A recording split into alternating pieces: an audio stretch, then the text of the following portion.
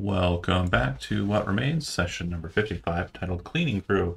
Last session, the group decided to go to the left, or right, they're right in character, into a storage room. Upon opening the door, which we discussed was not locked or anything crazy, no traps or what have you, the first thing that you notice, Soma, is that the floor is distinctly different in its kind of outlook. It appears to be spotless. No dirt, no footsteps, no nothing. Just immaculately clean in front of you. Okay.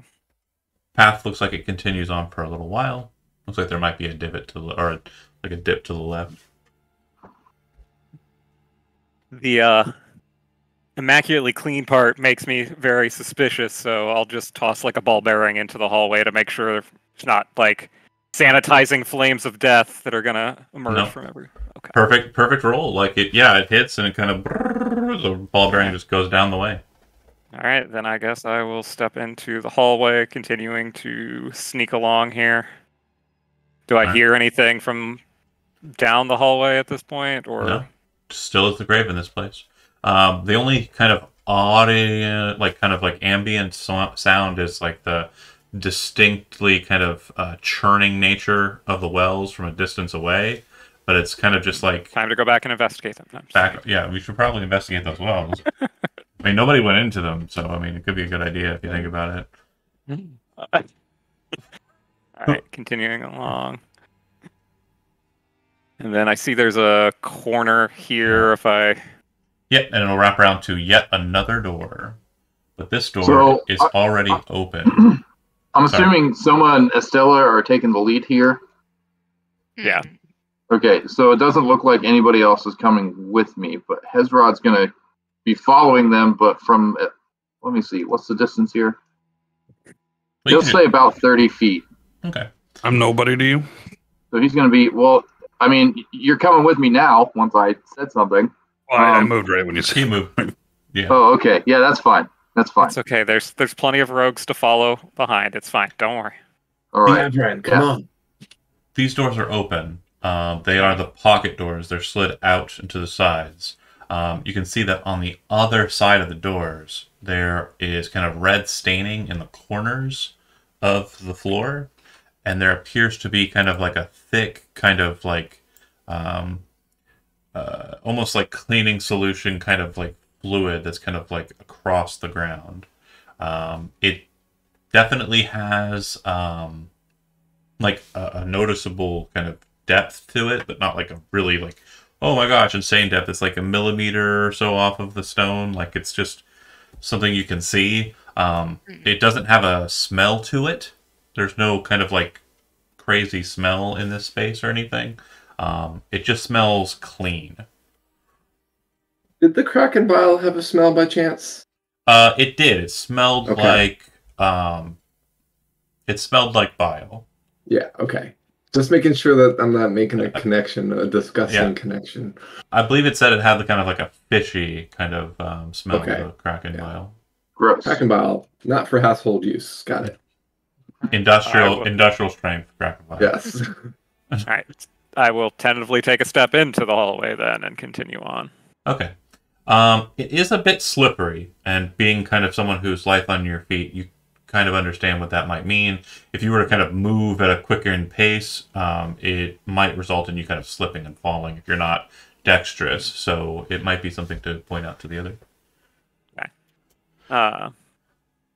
Continuing on. It looks like it dead ends and cuts to a T's. So there's a path to the left and a path to the right. You also hear kind of like a watery sound. Oops. Kind of like a More wells. Well, this watery sound is different. It sounds more like almost like someone like kind of splashed their hand on the water a bit, kind of like a Mhm. sound for just a second, and then it's kind of just the weird ambiance again. Okay, I'll creep up to the intersection here. Can I see, not on this map, but if I were to poke my head in and look Go left ahead. and right? Go ahead and make a perception check.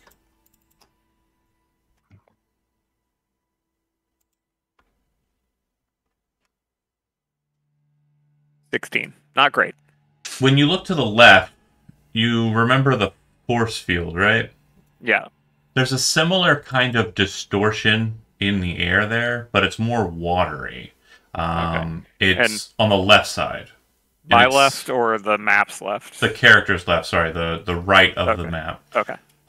It's almost like there's something kind of like transparent and slightly liquid that's kind of stuck in that doorway. You'd also see that seems to be the case further to the right, or rather the map's left, kind of around the corner that way. The same kind of like watery... Watery wall, yeah. Okay. Have you seen the movie Abyss? Yeah. The very kind of like flat wall of water that you're kind of looking at, but it's very still, so you just barely notice that it was there. Okay. And did you go through it? Sorry, I didn't mean to because I don't know where. Estella. So it's like right around the corner. So it's like right okay. here. Did you tell Estella before she moved on or no? I mean, we were approaching together. I probably would have signaled something. It just there's nothing. Wait, you mean like right in front of us? No. If you were to go that way, that first kind of hallway, if you were to that first step is where the wall is. It's like right here. Well, it looks like we've got... Hold on, it's right here. Like that line. Oh, that line, okay. And then over here, it's like that line. Oh, okay. Yeah. Well, it looks like we have a couple of dead ends here. So we can either see what happens when something goes through those, or we can go try the other door. Avran, Yeah. why don't you see what it does? Maybe The before bravest of us. putting a person through there, let me try to throw something through it first. You said it's like a watery. It's like a watery. Wall. Yeah, it's like a watery wall. I have ball bearings that I. yeah, that's what I was gonna. So you kind of like move over to it, start inspecting it, and get ready to throw something in it. At that point, the wall moves forward. Hold on a second here. Everybody roll initiative. Well, Yay. We love it. Yay! Wow. I was gonna say it looks like a mirror. Avran loves mirrors. I'm getting rid of the bad rolls. Don't worry, there's still Chad to roll. Good for initiative. No, yet. how did you get an 11? E. With a 1. Because I have 10.2 added to my initiative. Jesus What? Christ. yeah, I've got like Rogue stuff. I've got 816. Like yeah, it's Fucking rogues. we nimble. Apparently, Charactermancer. Apparently, Roll20 like unleveled me. That should not have happened. What? Yeah, I opened up Is my it- character sheet and it had the little thing there that said level up. Yeah, I think that they did an update because mine also has that, but you just have Mine does to too. ignore it. Everybody roll. I think so. All right. So But during But that, during this first round, if you can be surprised, you are surprised. Everybody kind of like is kind of setting up and getting ready to do the things, and then at the very bottom of the initiative count, the wall flies forward, slamming into Estella, and then moving up into the pathway into Soma. Oh no! Gelatinous cube. I need both of you to make dexterity saving throws. Okay. Estella, the only option for you to have gone when the thing came at you would have been to go backwards because it was pushing forwards. So you kind of stumble back away from the cube and kind of do like a flip and cartwheel away. And then as it comes towards Soma, the same thing. You kind of hop back into the pathway behind you. So go ahead and move up one. And as you kind of see it for a second outside of the space, it's this perfectly square, transparent, semi-transparent cube of like slightly gelatin fluid that moves towards you. That explains why everything is super clean. And then Estella, I need you to go ahead and make another one. dexterity Another saving throw. dexterity. As the wall from the other corner kind of starts flopping around. Even with a 12, you're fine. You kind of Oh. hop backwards into the corner, but realize now you're kind of wedged between two of them. And as they kind of move into these positions, from the front of the wall, you start to see these small little kind of ripples that kind of pop out these strange, like almost hand-like appendages that are about hand distance off of the walls. All right. Then we go to the top of the initiative. Everyone has already gone through their surprised round, so we're going right to the top. Soma, you're first. Sorry for having clicked it to the next person. Actually, Chad should be Chad's first first. at 20. Descending. So, yeah, Hezrod, you're up first. You see the wall. Eldritch Blast. Okay. Soma knows Stella right there. It's not third ed, it's fine. That'll hit, That's fine. and that'll hit. So, Cool. 6 and 6, right? Yeah, wow. Shit rolls, but an extra 1d8 radiant on the first one. So it's an extra 2. Okay, let's get those shit rolls out of the way. Pew, I mean, pew! they weren't ones. The first one kind of enters into it, and you can actually see kind of like it core out a bit of the gelatin. If you've ever seen those shows on like Mythbusters or whatever, where they shoot the ballistic gel, it kind of like goes in, and that second one hits it and pops with like a little bit of a like glowing What's light. Mythbusters? Huh? What's I Mythbusters? swear to God, Jonah. What? I You swear to serious? God. What? the fuck? All right. You're not well- that kidding. young. I'm kidding. Anything else? I know what Mythbusters is. Chad? Good. I'm not gonna resort to my bonus actions yet. Jonah says because I just googled it. Pretty Exactly. much, right? Jeez. Somebody, you're up. Um, Googled it.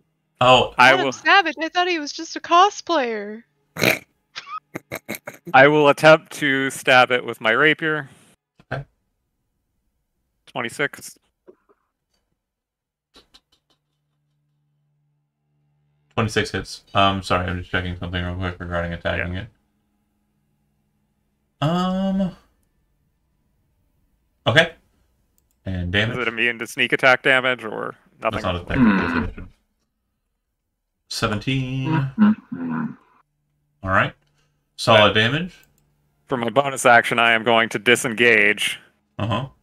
and move back to here. Actually, Avran. wait, is that Ruben next to Avran? Yes. I will be a good person and stop there then.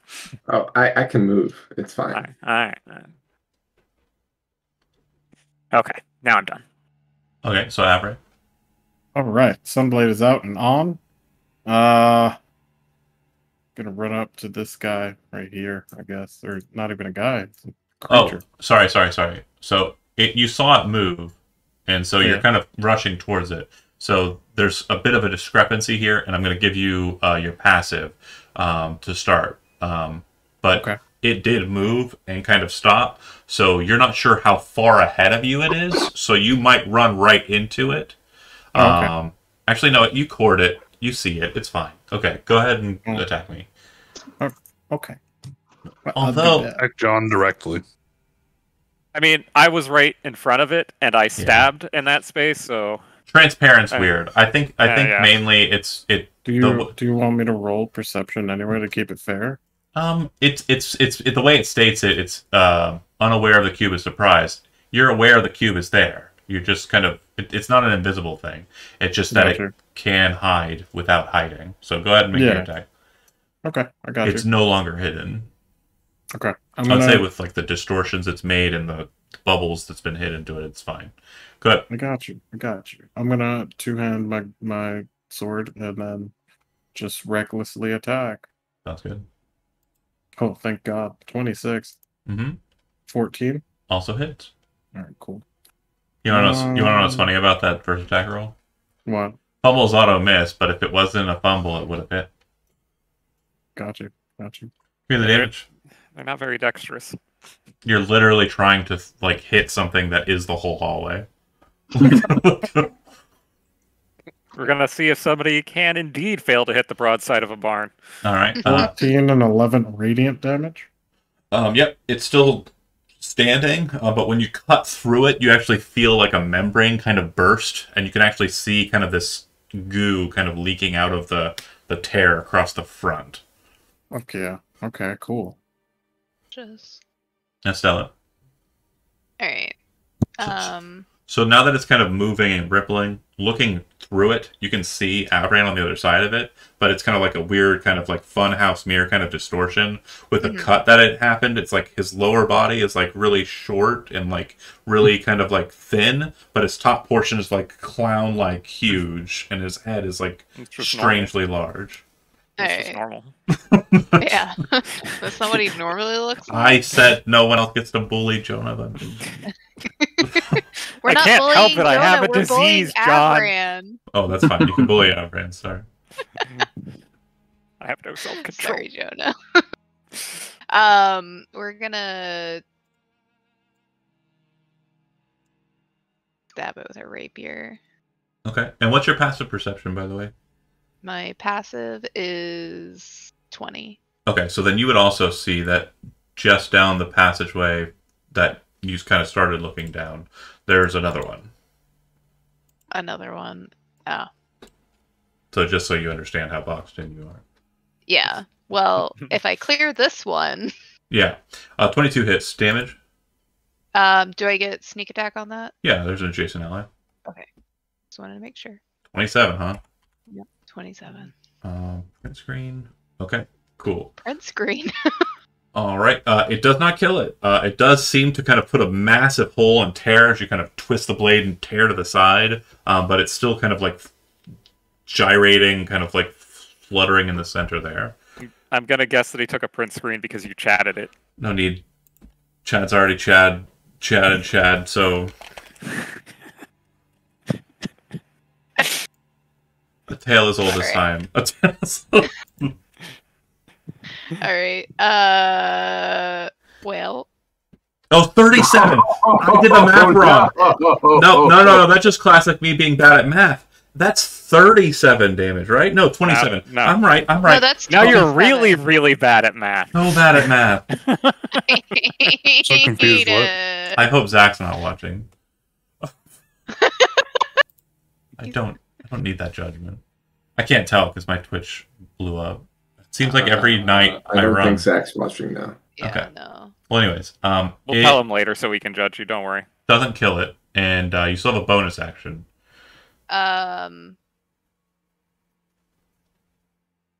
Disengage, obviously not terribly great idea, but Yeah. Well, if I'd killed that one, I was gonna disengage and then Yeah. run up the hall. But since I suck, that's all I got. okay.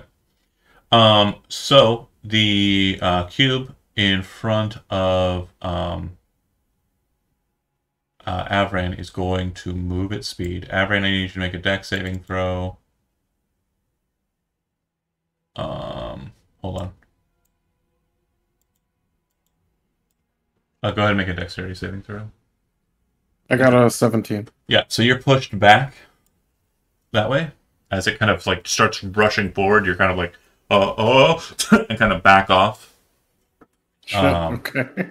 And it does not consume you. It seems to be kind of like, as it's moving forward, you're kind of relinquishing the blade. It kind of like gets close, and you can see like the front end kind of like pulling in at the wound that you kind of struck on it, and you realize it's also trying to suck you into it as well. That's gross. Stella, I need you to go ahead and make another dexterity saving throw. Can do 25. And again, due to positioning, it's going to bounce you back that way. Closer to this one. And that Great. one's not going to do the thing. It is not smart enough to realize that you notice it. So, actually, no, it was moving to help. So, it probably would try and grapple. I'm going to go ahead and slap you with a pseudopod, I think. 24 to hit. That's rude. Yep. Oh, wow. Okay. Holy shit. These hits like a dump truck. Do you want to... Go ahead. Can I ask a question? Shoot. Do they have? Is the initiative order that they have on the turn order correct? Oh, yeah. Why am I moving around a bunch? I'm dumb. More of that There's math, two man. others. ready I to am go. so sorry. My computer is being a goofy. Ruben, go ahead. It did not move up, and Avran is blocking it still. Cool. And it was actually...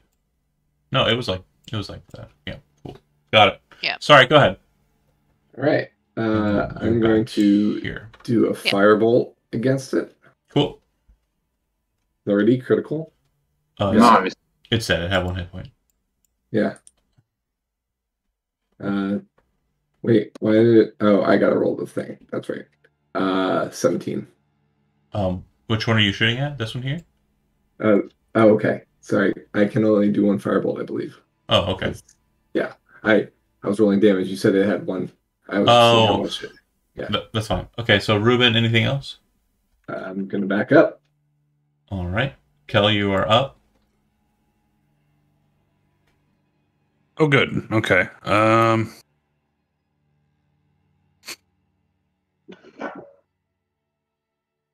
Would it be risky to shoot around the corner? No, it's fine. I mean, it has cover, but like it's not a massive amount of it. Just +2. Well then, oh, hello. I didn't see that. I'll stay right where I am. Well, you can move up, shoot, and then move back. That's a good idea. I'm like, seen the one over here. Okay. And I'll put a hunter's mark on this one for bonus action, Mm-hmm. and I'll shoot it twice. Bang, bang.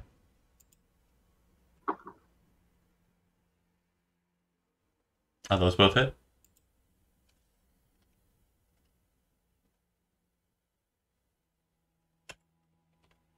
Okay.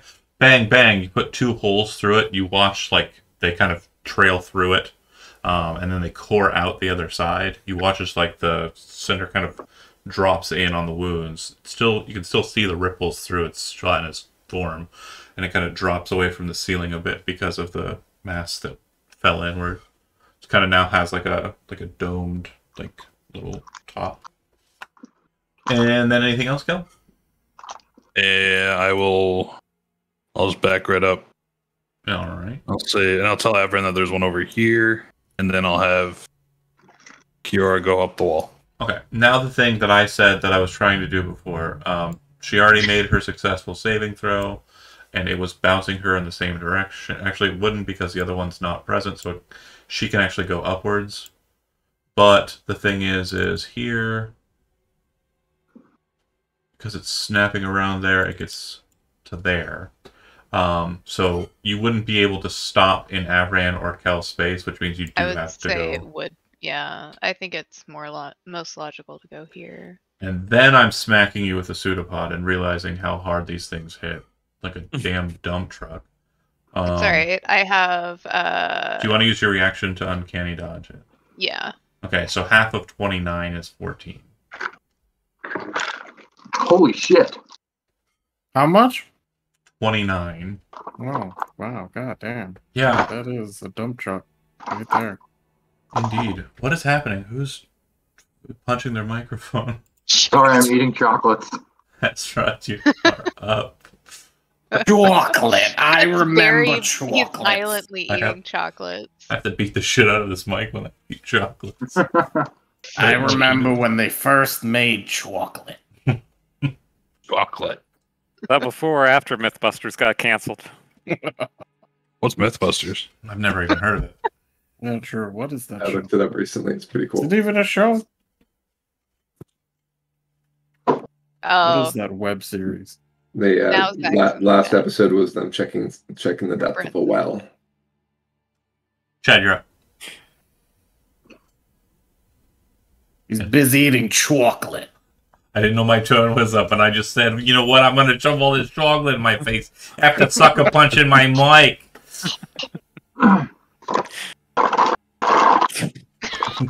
Stop it. And I'll do it again. Will. Eldritch Blast. This is the content you signed up for. That'll hit. Apparently so. 14, 17. Hey, D6. Let's go. 10, 17, Eldritch Blast. 20. Okay. God, I'm still mostly rolling shit. So what? 13 on the first one, I got it. and I did the math. 7 on the second one. 20 total. No, I'm telling you, I did the math already. I said 20 to you. Right. What? Sorry. No, I have to do the math because it keeps my brain in shape. Does it? Oh my god. Okay. So Isn't Like it the usually chocolate. just one shape? any other movement? Any other movement at all? No. Yes. I mean, might move closer just to be inside Avran's aura. Okay. Hezrod, Duncan. Chad, does your brain change shapes? Something like It's a muscle. I gotta keep it lean. Oh no, I mine's thought smooth. it was just Nice fat and and smooth. water. Mine A is little nice bit of and smooth. electricity. Look, I'm not a neurosurgeon, okay? Summa. Oh, I know. I'm not a doctor. How high up is the ceiling in here? It's high enough to be blocked by the 10-foot tall creature. Yeah. But it's high enough that I can Spider-Man up the wall so I can get in melee range of it with 2 people right in front. Oh, yeah. I would say that's fine. You can Okay. end up on top of either Kel or Avran. Okay. Gonna crowd in on Avran here, up above. Take No. a stab at it. 15. Well, that'll hit. Oh. Yeah, they've got like a -5 AC, right? 6, I see. 23, All right. and then disengage and back. Okay. Solid wound. Soma, you are done. Avran, you're up. All right. Gonna hit it again. That makes sense. Yeah. I'm gonna. Well, not that one, but yeah. Well, I'm gonna hit this one for the first time. Sorry. We're gonna go with reckless. Hit Okay, cool. on both. All right. Doop-a-doop, boot-a-boot. 16 radiant. All right. That's it. It's still alive. Estella. So the one that got shot took like 30, 40 damage. So I just want to let you know that one's really wounded. But this one's also really wounded too. They're both pretty messed up. You have sneak attack on the one behind you though. So Yeah.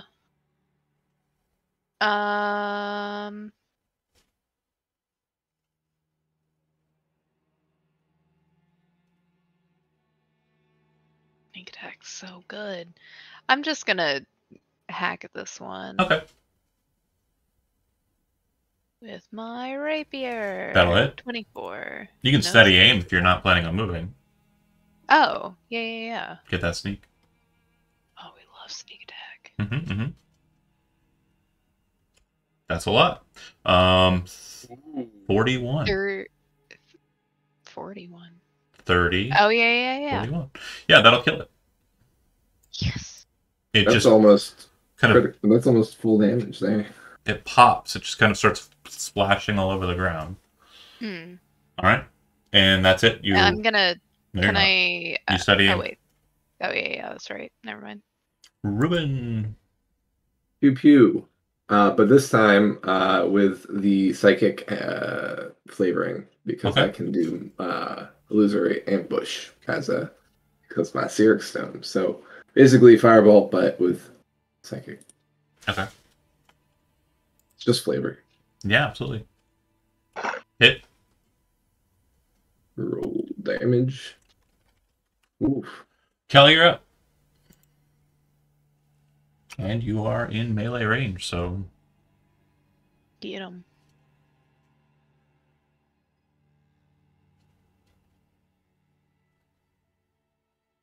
if you're talking, I can't hear you, buddy. Yeah, you can't. I'd probably get a penalty, right? Disadvantage if you shoot point blank. It's not like it matters. You're going to hit it as a 6 AC. Being within 5 feet of hostile creatures doesn't impose disadvantage on your range attack rolls. Because Cool. of gunner. Gunsling. Yeah, gunner, right. Okay, so yeah, Yeah, then just make your attacks normal. Yeah, I just wanted to check. And you should only have one round left. You should only have one round left. Up one. Unless... No. I had 4. Okay, I yeah, had that's 4 right. down. Okay, so then you're out after this. Cool. Both Yes. hit. Damage it up. Sorry, my math was... Yeah, you would have reloaded before. Yeah. Yeah. Okay. Holy shit. 16 and 18 is really close, but not close enough. Wait, what did it do? A plus 12? Because it crit on the second roll, so if you'd had an advantage, it would. I'm going to reroll that 2 on the first one Oh, okay. for piercing. This is the one that doesn't have because the other one died. You rolled a 2, so it's fine. Yeah. Yeah, the one with Hunter's Mark got absolutely destroyed. Okay, well, I've got like a handful of hit points, and I'm going to do my trap card.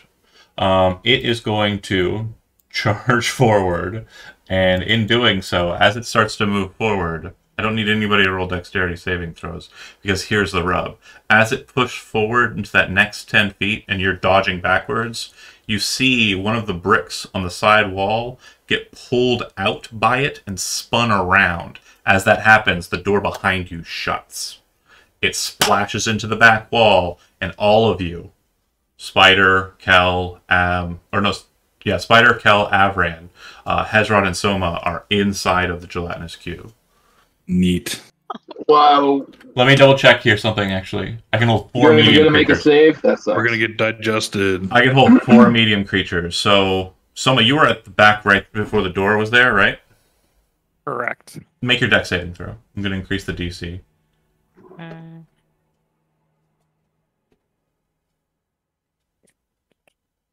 Sorry. Okay, so you actually make it out the door before it hits, like you're backing off, and you're like, the only space I got. The door slides shut in front of you, and you hear like a... as all the others are kind of inside of the cube behind you. So, inside of the cube means you take 10 points of acid damage, you cannot breathe, and you're restrained. And Can I breathe the gelatinous cube? No, you can't. What, no, they're gills? What do you mean? I'm gonna suggest you probably don't want to do that, even if you could. Like a big old... Watch me. Well, Watch me. it's okay. So at the start of your turn, Hezron, you'll be the first to experience it as you are breathing in the acid of the gelatinous cube and trying to kind of fight your way through it. You take 21 points of acid damage at the start of your turn. Or, no, sorry. Oh, I thought you said. Start of its turn. Never mind. You're right. So Hezron, you don't take any damage. You're just restrained by it. You can try to escape it, swim your way through it, but while restrained, you have disadvantage on attack rolls. It's an action to try and get free.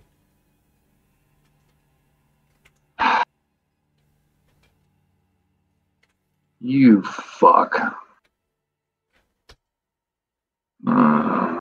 Yeah, I was actually hoping that it would be like I was hoping they would be moving faster. You guys killed them pretty quick, the first two. I was hoping that I could get like a 3-long way of like just a path of everybody inside of them. So the only ways you could escape would be into another one.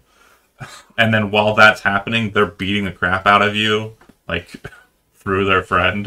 Like there's just this churning effect of you getting murdered, but it didn't happen that way, unfortunately. I love that idea. I support that idea. I guess I'll try to get out. Athletics. It's strength check, not athletics, just strength check. Oh, So that'd be minus your... No, that's the same. That's you don't have athletic strength, so yeah, you're out. You pop out. That's your action. Cool. You're covered in like this nice kind of layer of transparent goo. Yeah. He waddles off down the hallway with like a wet Stella, feet flapping the ground. you see like them all kind of churning inside of it. You see Hezron grab a hold of the outside and pull himself out and splash out onto the ground. Ugh! I'm sure it's just this like sickly, just Ugh. Yeah, It's like exactly. he's swimming in slow motion. He's like, yeah. And then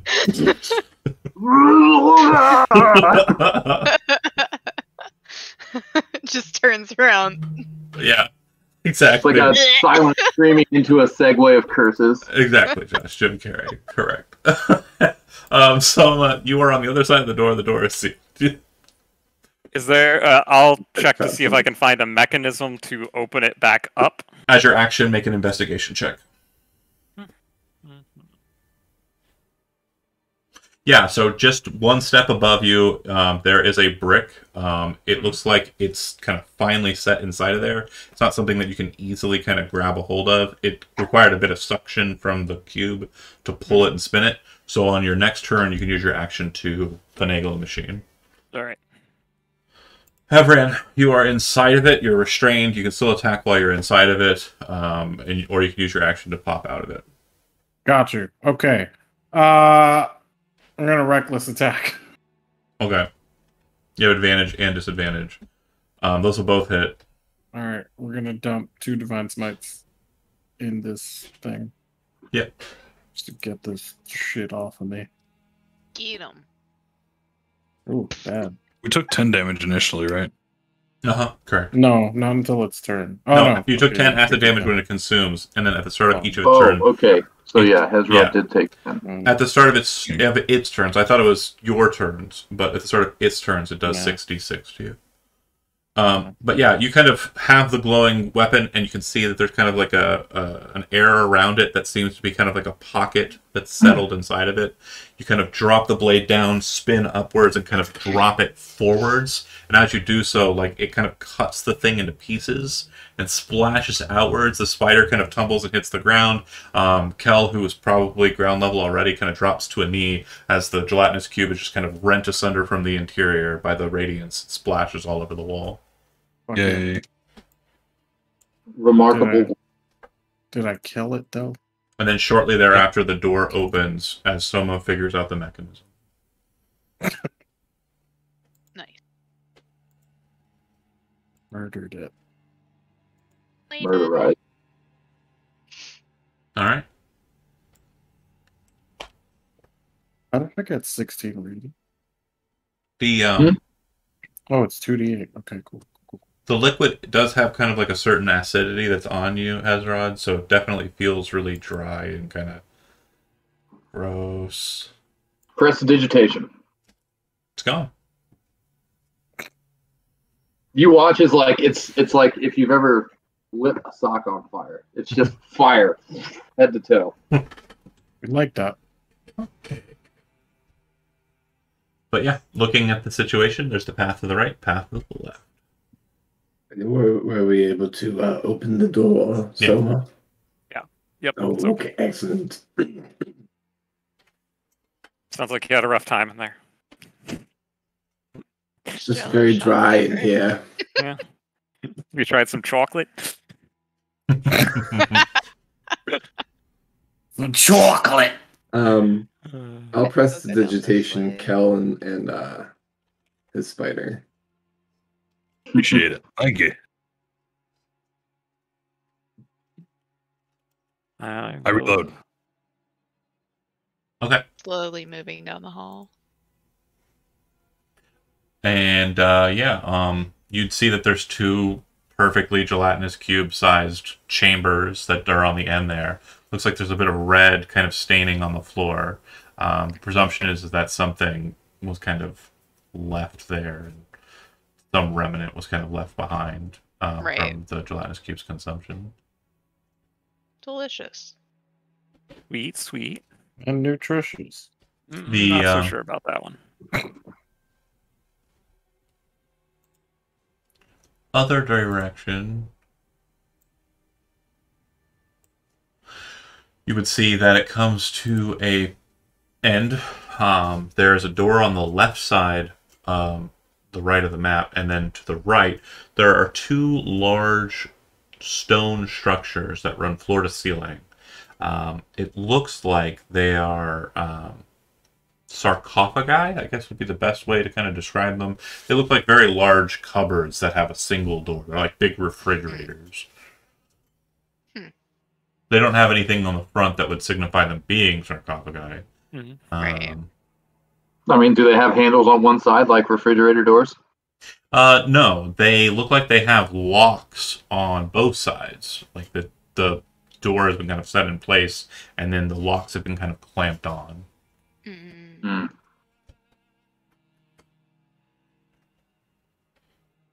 Getting close to them, there is a certain kind of element of a kind of a purr or a mechanical kind of whirring from inside of them. It's not very loud or anything. It's just that gentle kind of hum that you get from Electricity. mechanisms. Oh, Mm. sorry, I just realized I can cast Shillelagh on a quarterstaff. Yeah. It's been so long since I used it, I thought it was club only, but that's great. No. Yeah, you wish you were cool. We have a character in our Sunday game who casts it on a big ass stein. Cool. He's using it as a club. I love it. The Stein of Obadiah. Can I take a look at the lock? Inspect the lock? So there's 6 of them Right. on either side. So there'd be a total of 12 on each of the sarcophagus, or on each of the devices. Mm. Can I just check that one? Yeah, again, I mean, looking at them, there's a total of 6 locks. It doesn't look like they're very difficult, like very easy enough to crack. There's just that there's 6 of them and on each side, so a total of 12. So Oh, okay. Of the same sarcophagi refrigerator. Okay. 24 total locks. There's no writing or anything of any kind on these. Mm-mm. Well, I'm wondering what was so dangerous that they had to put 12 locks on this thing, or Yeah. what was so valuable. I guess I could try thieves' tools. You're not sure that it is a door. Do you understand what I'm saying? Mm-hmm. Yeah, I mean, there are locks, but you're not sure that this is a door.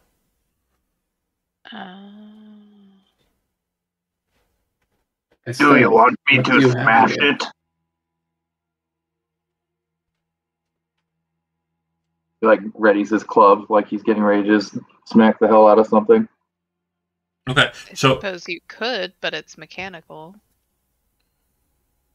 I will break it. Oh yeah, someone has a crowbar. I do indeed have a crowbar. if you want Uh, to unlock each one, you can. I just need to ask you, like, how are you doing it? Like, what side are you doing? One side first, or are you like trying to, do it like 1 1 1 1 1 1? Like, how are you unlocking the mechanism? If that's your goal. If not, then I think there were 2 other people who had ideas on the matter. It sounded like Josh did and I think Tom is kind of, I don't know. I can't tell if you're being studious or bored. I'm thinking a lot. Not sure. Don't Okay. think too hard; it might hurt. I'll hurt. Yeah, I'm gonna hurt myself bad. It was studious. So then, yeah, Other ideas? Other than Hezrod smashing? Does the sarcophagi jog anything in my memory for Arcana or history?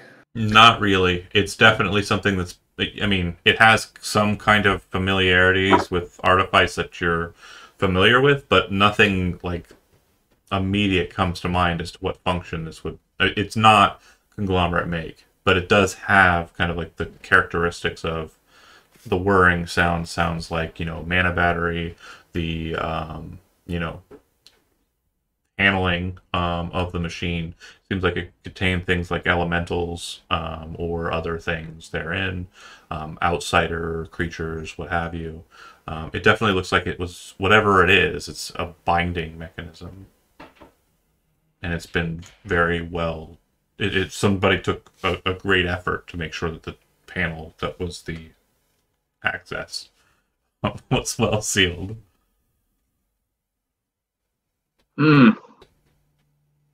The Kraken So vial would be probably- good for these.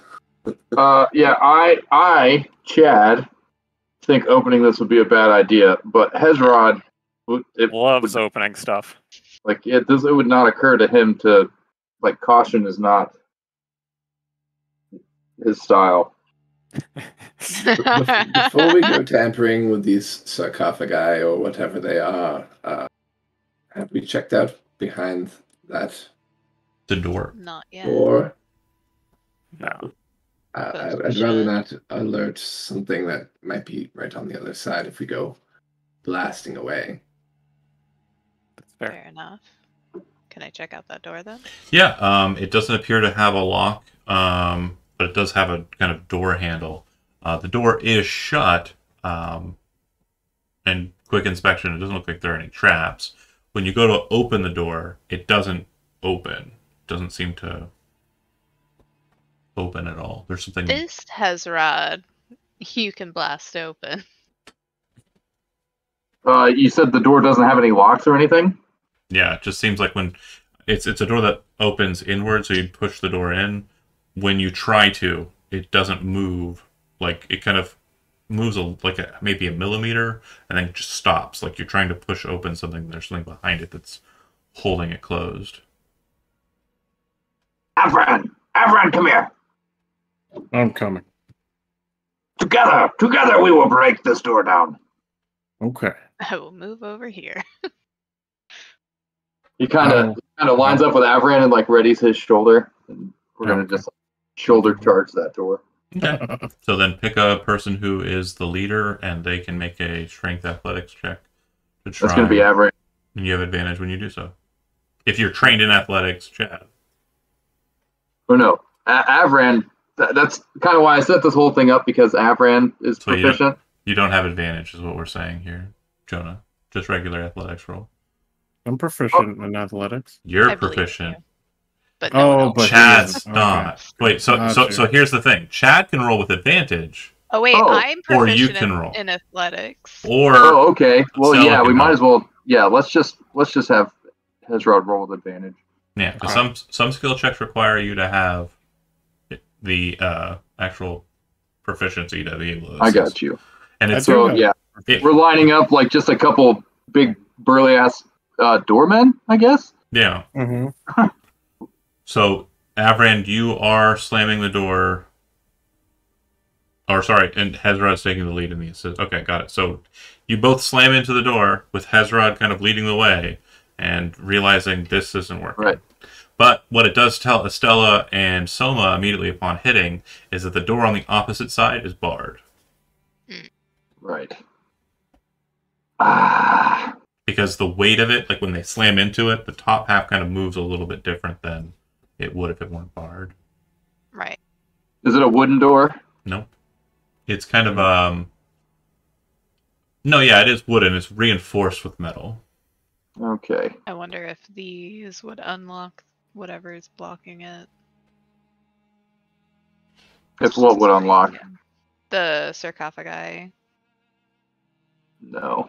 If I doubt it. those are connected to whatever's behind there. Okay. Let us try this. Everybody step back. This is going to be loud. Does everybody step back and make room? Yes. Yeah. Hold on. Yeah, wait, Bill has the which door same is it? idea. It's this one? I'm gonna actually go back to Yeah. our apartment, House Rosnall. Just Just to be sure. is that too far for Dimension Door? Is that? I guess if you go straight up. Yeah, like I don't know where we're at physically. Yeah. If you say a distance, So- if you say a distance upwards, I'll make up what happens in the where you appear. Okay, I will keep that in mind for when things start going really poorly, like Yeah. when I end Okay. up in a gelatinous cube. So Hezrod's going to cast a Shatter at second level. He's going to use his Channel Divinity. I believe he takes 10 points of damage, and it deals max damage and double damage to structures. And you double damage. That's the key. So what's the damage max then? That would be 3d8, so 24. And is there anything else adding to the damage besides the just max damage? The radiant I do not believe so. So 24 times 2? didn't you say it adds radiant damage as well? No, that's only for attacks. Oh, okay, all right. And then like that +4 there, Great Eradicator, also for attacks. So where is that one? It's not Initiative Destruction. It's not Embrace Oblivion. Wake of Destruction, that's the one. Nope, that's not the one either. Fuck. Annihilating Edict. Yes. Okay. You ignore the resistance of the door. You deal Damage double can be damage. reduced or prevented, deals maximum damage, ignores immunity and resistance of objects or structures, and deals double damage to objects. 24 times 2 is 48. So you smash the door with this burst, and it's the first time you've met a door you couldn't just blow away. As it smashes into it, you see splinters kind of fly from the front of it, and it kind of like jut in just a little bit, but it stays. What? Oh no. Worst for him. Yeah, he's just standing in the middle of the room looking like shocked and horrified. There's this like massive kind of like crater kind of broken into it. Like, well, not deep crater, but like wide crater. Like there's like a solid center point where you shattered.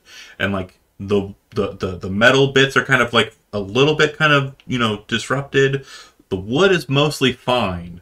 It does look like it kind of like put a little bit of an indent into it, but it did not blow the door open as you were hoping. Shape stone, buddy. Looking at that's a 5th level spell. I'm all out of 5th level spell slots, and I didn't prepare it for You today. didn't prepare it. That's what I meant. looking at it, in anger, Hezrod's just going to start throwing Eldritch Blasts at it. yeah. Unfortunately, they don't care, or they do care about the resistances. So as you're kind of throwing the bolts of force into it, it seems to not be doing anything. And looking at the door after the blast, like there's kind of like a solid kind of marker on the front where like a bit of the paint on the door and a bit of like the metal excess is kind of shaved away. The wood of the door is like a very dark brown. And the metal that you kind of blasted away at is also really dark. Perhaps Darkwood and Adamantium. Oh, yeah, okay. Hezrod doesn't know what this is, but I suspect. Yeah, it's you're gonna be here for a while. You're in the basement of So House Harris. how Yeah. so I mean how does 48 damage look? Oh yeah, I mean it's a massive burst of shattering, and like I said, it does create a sort of distortion on the door. It just doesn't blow it open. Like the door is still fine looking. It just looks like someone like threw a grenade at it and like it blew up and Like did in the not. cartoon, the characteristic blast, right? Perfect. It's that. And there's like a little bit of upheaval from the wood. Like there's a couple of splinters that flew off. Mm-hmm. You know, the metal's kind of a little bit kind of disheveled, but it's still fine. You did a fuck ton of damage, and it definitely ignored all the resistances. But it has way more hit points than 48. Yeah, that's what I'm thinking. I'm trying to, I guess, quantify how many more of these fucking things I need to use to blast it open. But I only have one more channel divinity. If you wanted a quantification, you are a Master Destroyer. I will give you that. At least a bit more than twice, maybe once more. So, like, if you were to put another one with maybe, like, a little bit of stank on it, like 4 more points of stank, you might be able to get it. It'd have to be exactly that, spell slot. So if I use this one, nobody's allowed to die. I'm gonna teleport 500 feet up if stuff gets bad. I might die at that point, but you know, not your problem. Yeah, that's fair. You're going to use another... Yeah, Hezrod he like takes a moment to like collect himself and All right, hold on, wait. Someone will come up, put a hand on Hezrod's shoulder. All right, buddy. This is the moment that you've been working towards for, well, I was going to say a week, but I guess it's been more like a year now. If you do this, you could finally get that promotion from Chief Exploder to Executive Vice President of Destruction.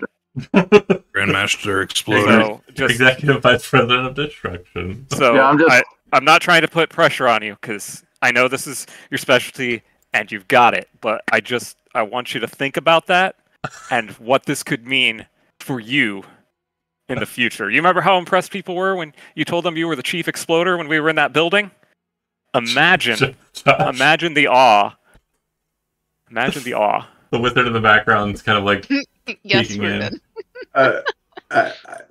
good. Is there enough of a hole in the wood chip that I can see in at all? Nope. Is there any air gaps, like a crack in the bottom of the door? It's not enough to be able to see tight? through. It's pretty close to perfect. Like it's Would pretty it close be to enough perfect. for mist to be able to go under? I would say mist requires. Hold on, check. This is your moment, Hezrod. You can make that promotion. You can buy that fancy new seashell house that you can look see, in. so it doesn't matter. It doesn't matter. Okay. Yeah, it's pretty tight to the floor, ceiling, and sides. And when they kind of hit against it, it didn't move much. It was like a millimeter, if that, which is still not enough to kind of see through. It's very, very narrow margins here. All right, Chad, are you going to waste your big spell? I'm trying to think here. I'm I can doing. try the locks over here.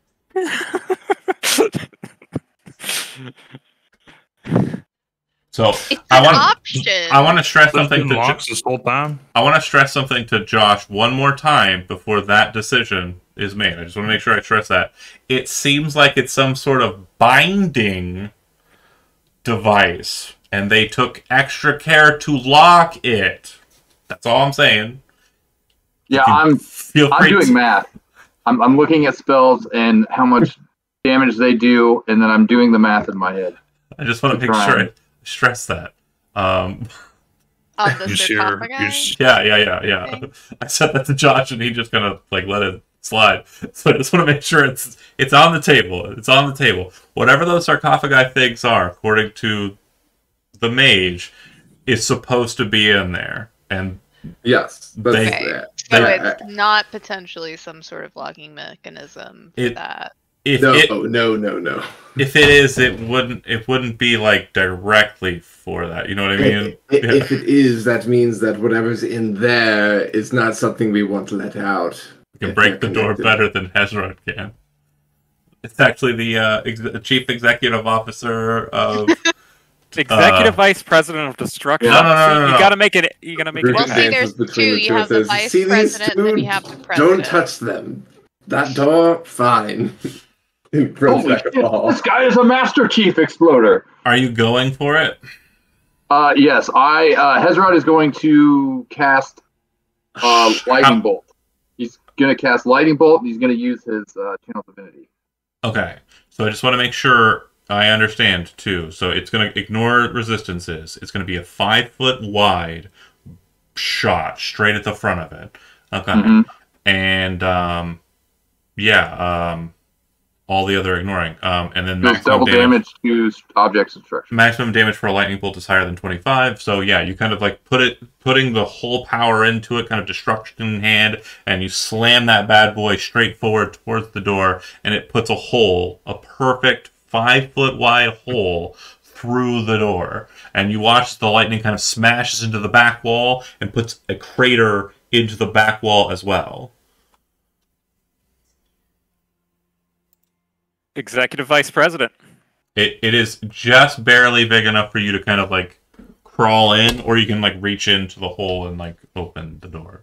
The door the door around the hole, still perfect. Just a perfectly clean like bored hole right through the center. Yeah, let me subtract my hit points here. So that would be You cast it at third down level? to 59. Yeah. So like Hezron's got like some fresh wounds, and he kind of like shakes his head, and you can see like blood's like coming out of his ears. And then like the smoke clears, and he says, "Ah, yes, that did it." The look on Elizabeth's face for the source it. Ew. You need a healing potion, buddy? Not made by Malika? Sure, I could use some. All right. Soma will give you one and let you know that that's your signing bonus for becoming Executive Vice President of Destruction. Thank you. Would you be kind enough to roll the dice for me? That's what, 2d4 plus 4? I don't. 2d4 plus 2, I believe. All right, well, that's what I'm rolling for you, and I can't wait to see the ones. I got 1-1, but you Okay. also... You know what? Yes, that's It averaged out. That averaged out. Okay. All right, looking good, feeling great. Who's going in first? Yeah, Hezron will just kind of mosey over. Yeah, you look like you could fit through the hole better than Hezron could. Okay. So, Estella, as you kind of come around the corner and look into that back corner, you'll see a pool of blood. Stale, coppery smell kind of fills the room. You would see what appears to be a wizard dressed not too dissimilarly from Reuben. However, the colors that he's wearing are kind of a whitish robe and cloak with the gold conglomerate trim. It appears that there's a mask kind of laying nearby where he's laying against the wall. And his hood is drawn. But as you kind of move in on him and kind of look at him with your elvish eyes, you see that his entire face has been extracted, like removed entirely. And the only thing that sits there is the skull, sans most of the jaw and the front of the skull cavity, and this just horrid mess that has dried and kind of created like just a horrifyingly macabre statue of death. In his left hand, he holds a book, and in his right hand, he holds a rod. And it looks like his death grip is kind of locked onto both items. Kind of like he's kind of like seated, like he was blasted into the corner, and he's kind of holding these two items kind of off to the side, and his faceless head is kind of staring down in front of him. I'm sorry, did I kill him with my lightning bolt? Does not look like this is fresh. Estella would know that there's probably a few days beyond where you're at and where he's at. Did there seem to be any traps? No traps. Look around. Okay. No traps. So he was probably locked in here then. Yeah, and if the others kind of start moving in, the first thing that Reuben gets is a smell of conjuration. Basically, just the scent of kind of it's almost sulfur-like. When teleportation magic or summoning magic is used to draw something into a space, it's just kind of lingering in the air. It's faint, but it feels like since the door was locked and this room isn't very large, it's had time to kind of marinate in this space. You also get the smell of the coppery hints, which again Estella would be more familiar with, of the horrific death that this man and suffered. she would have called him in for seeing the robes. Yep, he's holding a book in one hand and a rod in the other. Shall we see what he's holding? Does this practice look familiar at all? It genuinely just looks like someone blasted its face out. It's definitely not something. Technique. It's not something you've seen done so surgically. Yeah. The door was barred from the inside. Correct. Like someone tried to, like possibly this individual tried to hide in this space for some reason. Okay.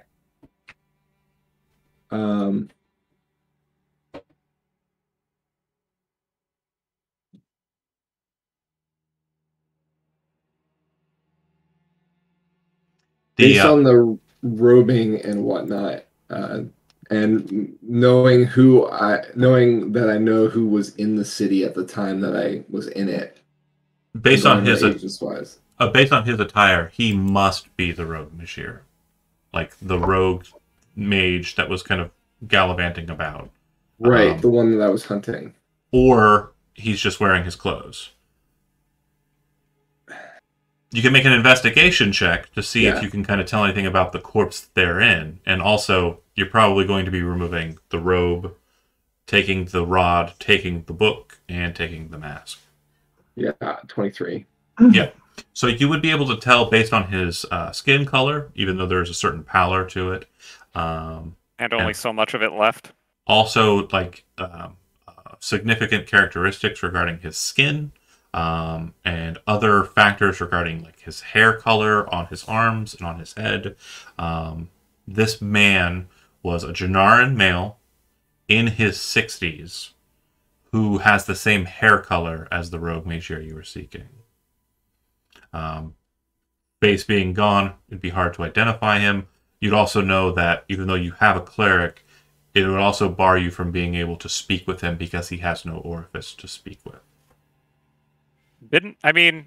We did make a splattered corpse. It still had most of its. No, okay. I mean, Revivify wouldn't bring him back. It would not. It's been too long. Yeah, you'd need like, well, if he's been dead less than 10 days, you could try and raise dead. But again, someone used all their spells. What if we speak with dead and tell him to wiggle for yes, stay still for no? Hezrod does still have that scroll of resurrection. But do we want to resurrect him? Yeah, good luck trying to convince Hezrod, hey, we want you to bring this crazy wizard back to life. You are free to try that. If that is something we determine should happen. But also, I think there might be... I mean, we can't use Speak with Dead. Nope. Do you want to do a quick kind of, battery of identify on the items? Yeah. I'll solemnly, basically, Ruben solemnly kind of like inspects the body, gingerly takes the items and begins like leafing through the pages and using identify and whatnot. Due to the duration that would take, everyone else can commit to a short rest if you'd like. And go ahead and get any short rest features back, and also spend hit dice if you'd like.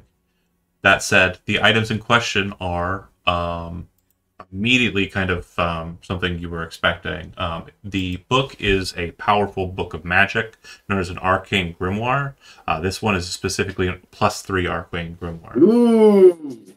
The rod is a rod of rulership. Also quite potent.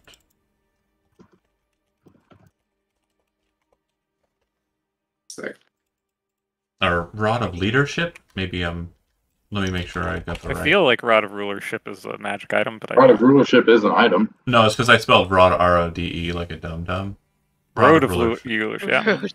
Yeah, it is a rod of rulership. The mask. Check my notes here. The robes are right? Come on, computer. I believe in you, little computer. The robes are robe of stars. Nice. And the mask. Do we still have the Wand of Magic Missiles, or did we get rid of that? The mask is a peregrine mask, which is also known as a Magier's mask in this campaign setting. Peregrine or something from Raven or Ravnica. Because they're a hawk type hawk. Yeah, but it allows the wearer. It's the same thing as a winged helm. It's a very rare magic item that, when placed over the face, gives the wearer and the person attuned to it a flying speed of 60 and advantage on initiative rolls.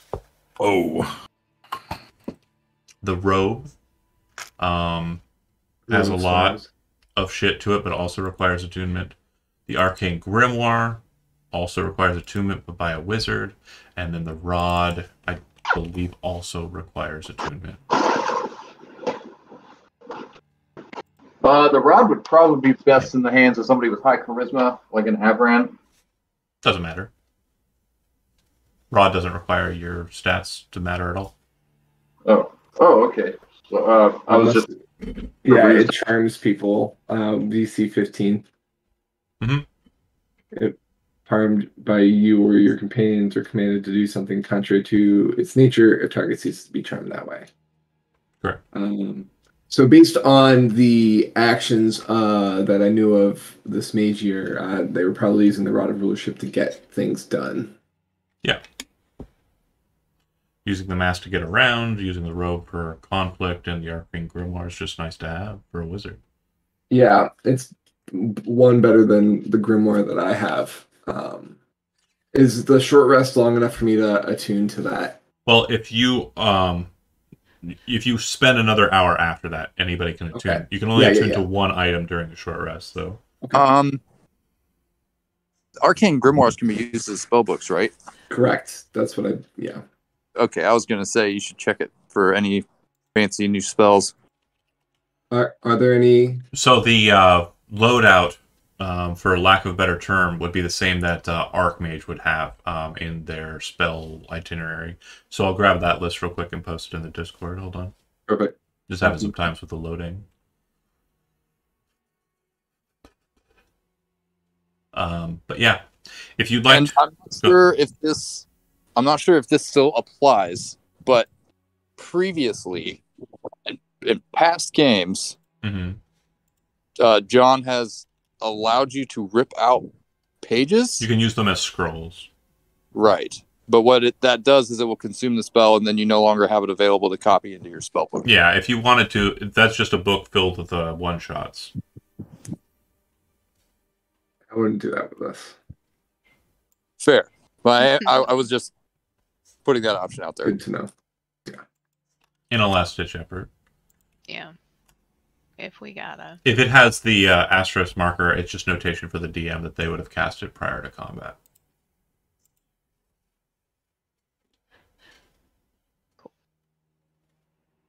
So if I attune to this book, I would have to spend time to put my spells back in it, or... No. So if you attune to the grimoire, you gain the benefits of the grimoire magic item. It is not your spell book. Yeah. Okay. Got it. Because my grimoire is my spell book. Correct.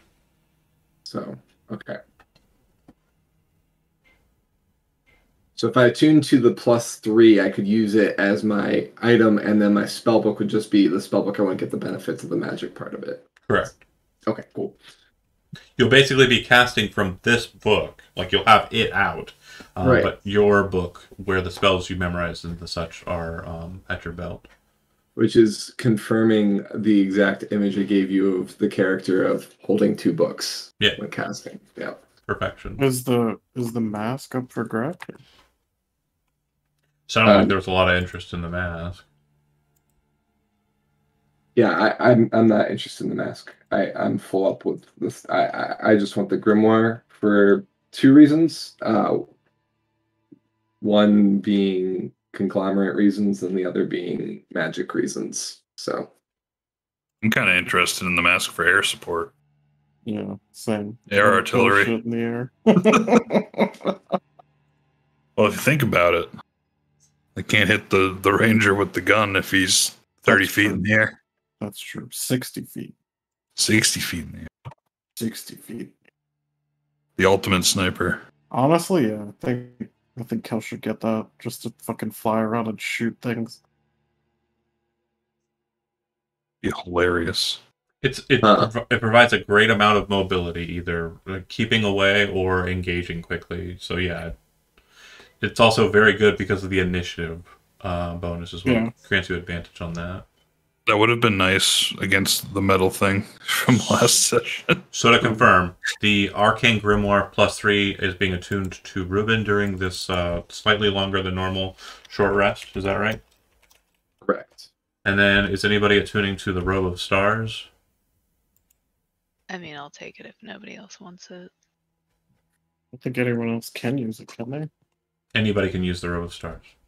Oh, I don't. Oh, I think that's probably fine. Let me look up what it does. It gives you +1 +1 saving throws, and you can cast Magic Missile a bunch of times. It's a 5th level spell. And you can also use an action to enter the astral plane. Yeah. Also, Oh, wow. So, Peace John, out. I'm going to the astral plane. can I tell You're that back, that boys. my blank spell was cast, or is that just knowledge from me out of character? What's that again? Can I tell that mind blank spell was cast by him in the spell book recently? Oh, no. So, yeah, the that's out of character. The asterisks are just, it's a notation that is in the standard Archmage. I didn't put them there. They're just there. Okay. Yeah. Got it. It also messed up, like, you'll see some of the book is italic because Mage Armor is cast that way as well. Got and it. so is Stone Skin. In my mind, I theorized that he cast Mind Blank on himself, and they killed him because they couldn't question him more. That would have been a cool theory. Yeah. Well, that sounds like a pretty standard, like, conglomerate practice if you don't know. or extracted from you. It's certainly strange whoever killed him didn't take everything. Right. Oh, Robe of Stars. Wait. So, Robe of Stars. We've got the Peregrine Mask that's going to Kel. We've got the Arcane Grimoire that's going to Ruben. We have the Robe of Stars that's going to Estella. Fine Yeah, with me. How many? Hazard already has 3 items, Okay. and So then, Estella, you would attune to that if you don't have any other attuned, or like too many attuned items. And then the last item I had was the Rod of Rulership. doesn't And obviously, seem like anybody really needs or wants that. Soma should obviously have it. Yeah, Um, I mean, I have an attunement slot open, so I will certainly take it if. You have to That have one sounds open. right Can down you your, switch out? your alley too. I mean, I Yeah, you can, but switch out. you can switch Okay. out. It's just I'm not I using. wasn't sure if that 3. took longer. Well, what are you taking off if you're switching on? Kelvin? I'm opening up the list right now. Double Okay. check what I had. I'm Because pretty what- sure I'm going to take the cloak off. What'd you have? Cloak of what? Sieg's cloak. Oh, right. Sieg's boots. I'm going to take off Sieg's boots. Nobody wants them. Boots of springing and striding / boots of the Winterlands. Oh. Yeah, okay. Nobody needs them, and they grant cold resistance. So We're not I could cold take right the now. boots. I could take the Do Yeah. boots. you want, if you you're want not the boots? Yeah. if you're not attuning to anything, yeah, just Here, take the boots and the cloak. for simplicity, just drag boots of the Winterlands and boots of springing and striding onto your character sheet because just mathematically it's the same as both of them. Okay, cool. Anybody have anything else to do during the short rest? Looks like some people spend hit dice. Not- Oh, I meant to do that. Get to I work. apologize. I have one more thing. Can I tell whether the spell is self-inflicted or inflicted by someone else? Doesn't actually seem to be a spell that finished him. The only magic that you have that's lingering was conjuration magic, which you assume someone entered this space with. Okay. And So- also, you knew he had a robe of stars, so he could have escaped for a time and hidden away, but you know he would have to come right back where he was. And Mhm. that probably didn't do him. It might have bought him a little bit of time, but it didn't do enough for him. Neat. I can jump 3 times the distance. All right. Neat. If that is that, I'm going to grab all your tokens, accidentally move one of you outside of the map, and then snap ping you to where you're at, because you're going to come back out the way you came. Unless anybody wants to fuck with the weird refrigerators. Oh, Negative. good. Last call for fucking with the refrigerators? Okay. If Put it anybody like goes that. near them, I shoot them away from them. Why aren't You we don't fucking need with to the destroy refrigerator? everything, damn it! Double doors. Dumbledore? Double doors. Dumbledore's. Hodor. Dumbledore is. These doors Oh, are locked, but it does look like they're both locked. So it's 2 separate locking mechanisms. Hmm. Soma, as you move over to inspect it, I assume you ask for assistance from the Yeah. other rogue. Both of you, or one of The you, other upstanding citizen. make an investigation roll. You have advantage. This doesn't require proficiency for this, so You'll probably roll better than I will. yeah, that sounds about right. For investigation? Uh-huh. Yeah, Okay. you're better at dragon chess than I am, so I'm gonna guess you're probably better at investigation than I am. Ooh, that must have been painful to admit. Okay. The only thing you note with that 12 is you don't know what it is, but you do note that if both doors are not open simultaneously, something happens.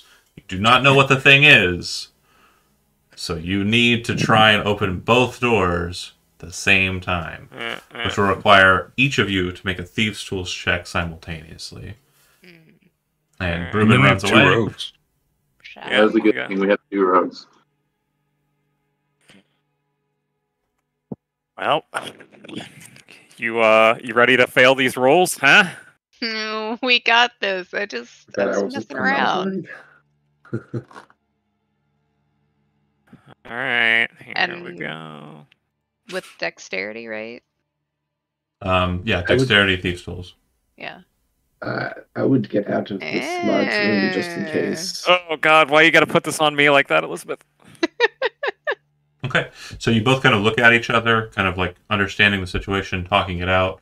You start working together at the lockpicks, and then you both kind of click, and then you kind of hold for a second, looking at each other, knowing that you've got to the last of the tumblers, and you both kind of nod at the same time, turning. Both doors open perfectly, Oh my God. and nothing crazy happens. Okay, I was afraid it was gonna be a 20, and I was gonna be real mad. Nope, it was a 17. It wasn't Okay. super hard. The Alright, difficulty is that both of you have to get it, which Okay. effectively imposes disadvantage, but Yeah. a weird sense of it on you. Yeah. Mm-hmm. After you open the doors, the roof in this chamber is much larger than the roofs you've dealt with thus far. It's about 50 feet up. Directly in front of you is a massive statue of a knight holding a massive sword. It stands 40 feet tall. The sword's got like a good 30-foot length to it, kind of being set low and kind of in this martial position. It's a very old style of Syrian warrior type. And as you kind of move into the chamber, you can see there's a bunch of blood stains on the ground in front of it. Let's not mess with that. And it does look like Just this in room case. is nice and clean. It just looks like the staining is kind of like present there. So it looks like the cleaning crew came through here. It just doesn't look like they were able to get up all of... Is there blood on the sword? there is staining of blood on the sword.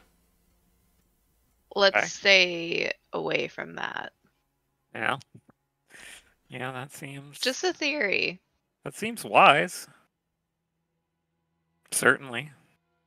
Any Is it other... all clear? Huh? It looks clear. Just maybe the statue could be a problem. So maybe steer clear of it. Literally hugging the walls. As you kind of move into this space, you do see that directly in front of it, on the wall on the far side, there's a small little alcove, probably about 4 feet off of the ground. Settled on top of it, there are a number of things that catch the eye, or catch the light, kind of sparkling different colors. And as you kind of peer over at it, there's a helmet that's covered in gemstones.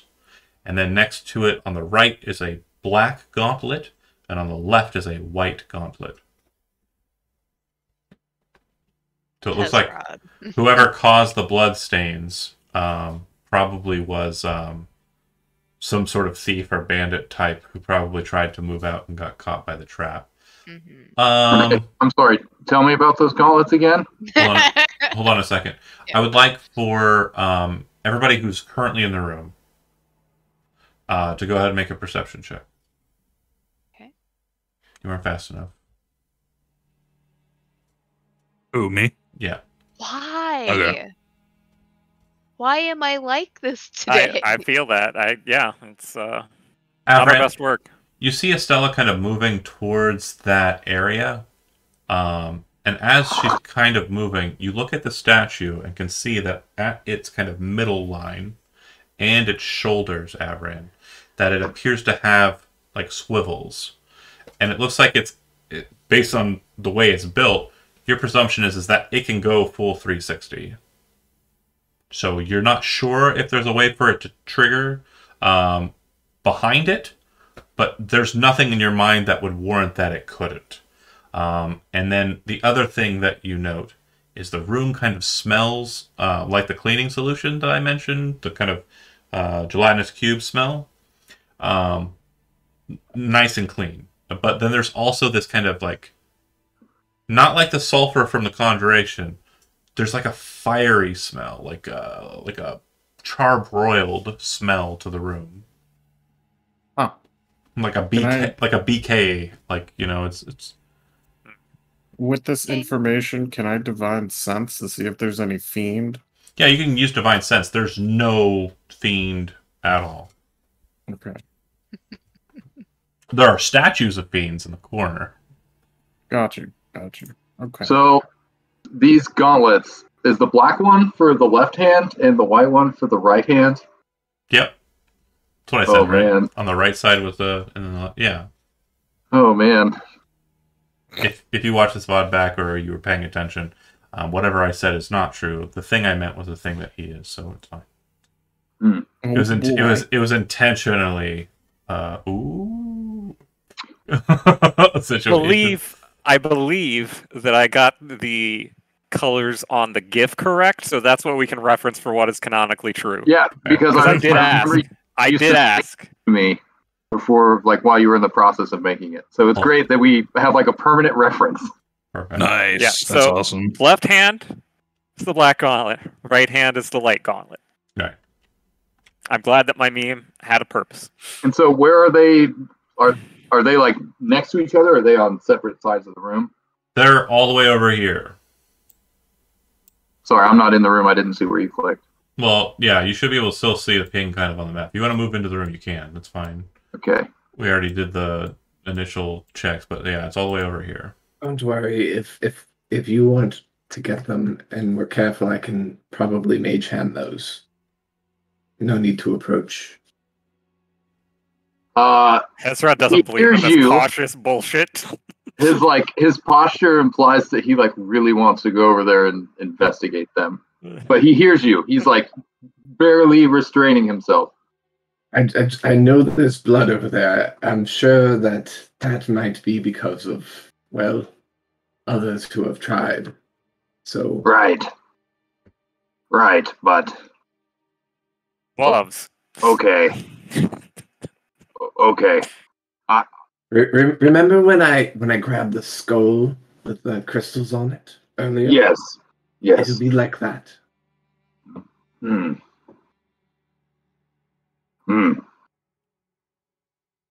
will watch the statue. Anyone see it? Anyone see anything? That's you, Jonah. This statue does have the capability of going all around the room. And I believe those slime creatures were in here or are continuing to come through here. There may be more. And there's a bit of an ash-like smell here. The statue, would you like me to destroy it? Looking at the statue, it's a sizable amount. If taking down a single Darkwood door was a problem, blowing up the statue to a substantial effect, not knowing what its core is like, is going to be a work and an effort. So how tall is it? It's made out of granite. It's about 40 feet tall. Okay. Because, I mean, I feel like I wouldn't need to destroy the whole thing. I could possibly just destroy the legs. Based on the mechanism and the artifice of it, the presumption, if it's swiveling, is that there's probably some sort of interior that's probably sturdier than the exterior granite, which, by the way, is also really sturdy. How many bombs you got? Soft rock. Actually, Hezron, I think, currently has 24. Will 24 bombs be enough? Well, as you say that, Estelle, and kind of look at the blade, you would note that it does appear to be sculpted. It looks like the blade is granite, but you notice something a little bit more dangerous. A black line runs along the edge on both sides of it. It appears that the interior core of this granite portion of the statue is adamantine, and it shows in a very fine edge. God damn it. Okay, so I burned down Andy's house. You think I'm just gonna let you burn mine down? No, I'm making it fireproof. I mean, look, technically I burned it down. No.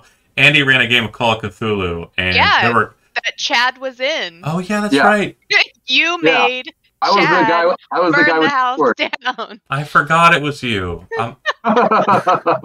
My brain just remembers that it's me being the asshole. I didn't remember I actually tricked someone else into helping me be a prick. Are the hands made of adamantine as well? Or is Stone. It just The only person who's noted that there's any metal at all would be Estella, and it's that line of Okay. blade. So, two things. We need to figure out what activates this statue and figure out if there's a mechanism to like deactivate this statue. Why not just blow up the hand so he can't swing the sword? The implication is that there's some kind of, like, the interior workings, like that the stone is like some sort of covering or embellishment. Yeah. So the interior is much sturdier. No. Not worried about the interior. But if he can't swing the sword... No, you're not picking up what I'm putting down. I'm picking it up. Imagine that the statue is a giant person that has indestructible bones. Listen, the solution is blow it up.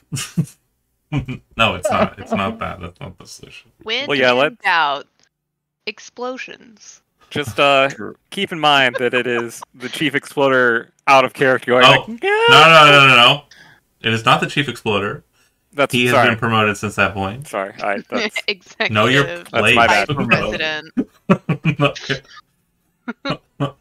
That's right. Yeah, and in his mind, Hezrod's the business cards aren't here yet. Right. The business cards. If I can get my hands on those gauntlets, I will be the CEO of Exploding. We haven't even given him the promotion party. Yeah. Okay. With your he did get a signing bonus of 1 healing potion.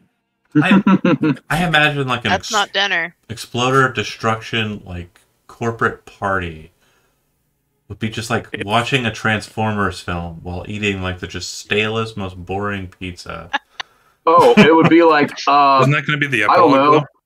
It'd be like setting off a nuke in a corporate tower. Or yeah, Johnny Silverhanding it. Yeah. No.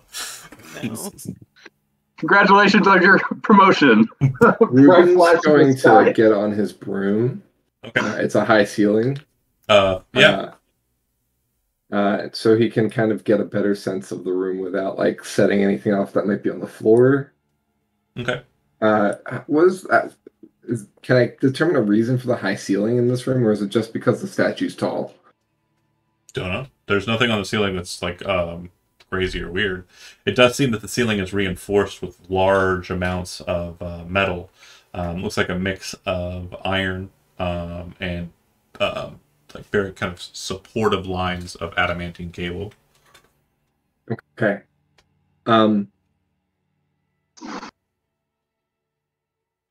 Does the statue look to be magically or mechanically made? If you cast detect magic, you could try and figure out, but like it looks like the stone was shaped. Doesn't look like it was carved. All right. I'll do detect magic. Yeah, it definitely seems to be kind of radiating very thin lines around the joints of magic. Like there's some sort of internal core of magic in this thing. The other thing you would notice when you do that and are kind of looking around, there appears to be similar aspects on the demon statue in the corner. Could you ping that statue for me? Yeah, up top north there. Top one, okay, that one. Oh, sorry. Hold on. Do you fly over to check it out more closely, like you just moved? I was. Yeah, I guess so. Yeah. Okay. The statue sword drops to exactly your altitude. The torso swivels towards you and stops about 5 feet behind you as it cuts. Make a dexterity saving throw. Okay. Ruben, no! Can Ruben cast stone shape? You kind of like see it coming, and it's just this massive blade kind of like coming through the air. You drop low and kind of dip to the side. It barely bats you, so you take half damage. And in this instance, half damage will be a total of 3. So not the best roll on my part, damage-wise. That's what I call pod racing? Is that what just happened? Yeah. And after swinging, it immediately kind of just starts slowly moving back towards its starting position. But it's also kind of dropping its arms as well. So it looked like you were kind of up there a bit. It snapped its arms up so the sword was on your level, and then swung. Did it seem to see me? Like, did its head move at all? Nope. Threshold would have been about there. So okay. Like, that's where it's basically started to swing. And the sword swung at such a distance, it was able to kind of clear the... Yeah, you feel like the length of the sword being like 30 feet, it's able to kind of clear the walls. Like get pretty close to the walls. Even though like this side of the room is significantly shorter than this side of the room. It's 20 feet around. Well, it looks like this side is 20 okay. feet. So what? Beyond 20 feet here, it wouldn't be able to reach. That's a good presumption, but you have to get past that first arc. And then there's also the other statue. Each of the statues seem to be magical, and I think I've demonstrated the danger of it as I kind of rub at the scraping that I have on my arm. Quick thing to note too. When you detected magic and were kind of looking and kind of moving over in that direction, the thing that you would have noticed is that the helmet and the gloves did not glow. Okay. Because you would have been within 30 when the swing swung. Yeah. Yeah, I think it's the statues that are triggering it. Ezra kind of cracks his knuckles and then like points with his statue. And he's, should I destroy it? Those items do not seem to be magical in property. They might just be valuable, or they might just be temptations to lure individuals such as yourself into fire.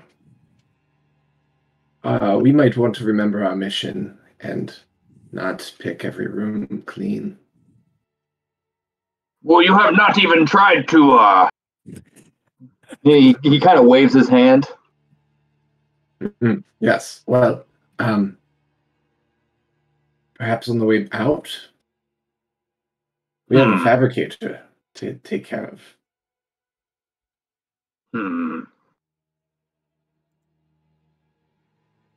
I suppose. I'd rather be putting our backs to both of these things when we take that than it didn't hit. It didn't hit that hard. I saw how fast it moved and how it detected me at level, and I just don't want anything to do with it. Like anything that gets close to enough to hit me with something, I don't want to go near. I'll just stress this. I really hate the 12-sided dice. I never roll good with it.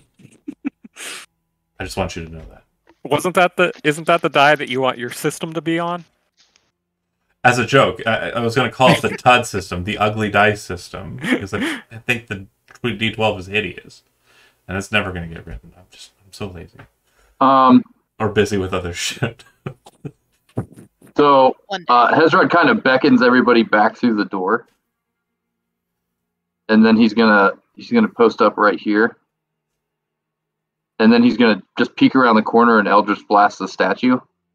It hits a statue. There's a small crack in the granite. It doesn't do enough that you think that this is going to be a time-worthy endeavor.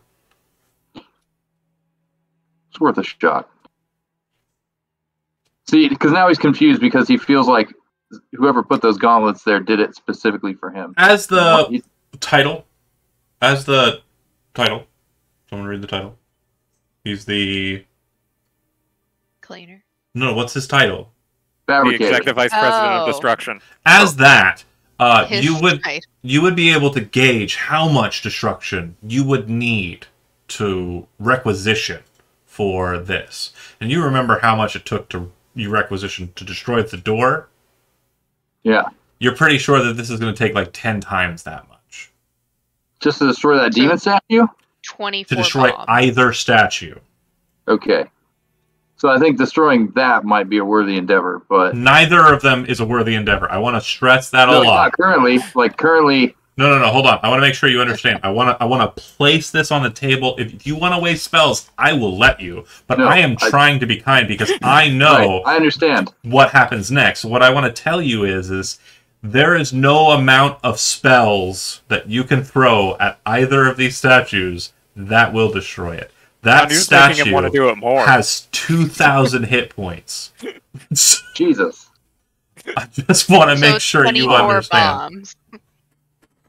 Like, it's big. More bombs. It is solid. Are we blowing it up or moving on? Do you wish to... Well, no, there's nowhere back the way you came. That there looks like there's more beyond that statue. Like it was south. Some of you look so like... there wasn't anything behind. I was going to I was trying to remember up north. I thought there might. There was the wall of force. Oh, not a cube? No, it was a wall of force. Okay. Then I won't waste our time. So Ruben cast Detect Magic, and he didn't detect anything on those gauntlets. Correct. Or the helm, right? Or the helm. How far did Ruben get in the air before it swatted him? I got right here. It didn't matter what my height was. It attacked me no matter what. It's going to shift its elevation and swing so that it catches. Okay. It has a range of 20 feet in every direction. Correct. Okay. Because we do stop for a second. Have to go this. Hold on. Estella, when you move there, it snaps and spins the other direction. So it looks awkward for the statue, but it comes at you. You need to make a dex saving throw, and because Kel is directly behind you, Kel needs to make a dex saving throw as well. Where? Hey, So what, is there another door on the other side of this room? Okay. Yes. So after the first swing, Estella, you can move up to half your speed in any direction that you'd like. Kel, same is true for you. Kel hasn't rolled. Kel, roll your dex. I'm making it right now. Half my speed. So Okay. You fail, so you're actually going to just take the damage. You can move 15 feet in any direction you want, either back or forward. And Kel, you're going to be taking 19 points of slashing damage, and you're thrown 15 feet back. Yay. And Ruben, you would note that when it swung at Estella and Kel, it came from the other direction and batted Kel away. When it swung at you, it came from the counterclockwise direction and was attempting to bat you away. All right, Estella, you have moved there. Okay, it goes to your turn. You can move if you'd like, but it definitely looks like the thing, it's not resetting. It looks like it's just going to swing from that same position towards you again. So you need to decide what you want to do. Continue forward or try to go to this corner. Okay. So if it looks like Estella's going to move, Hezrod's going to ready an action to dash when she moves and when the statue starts swinging at her. Okay, perfect.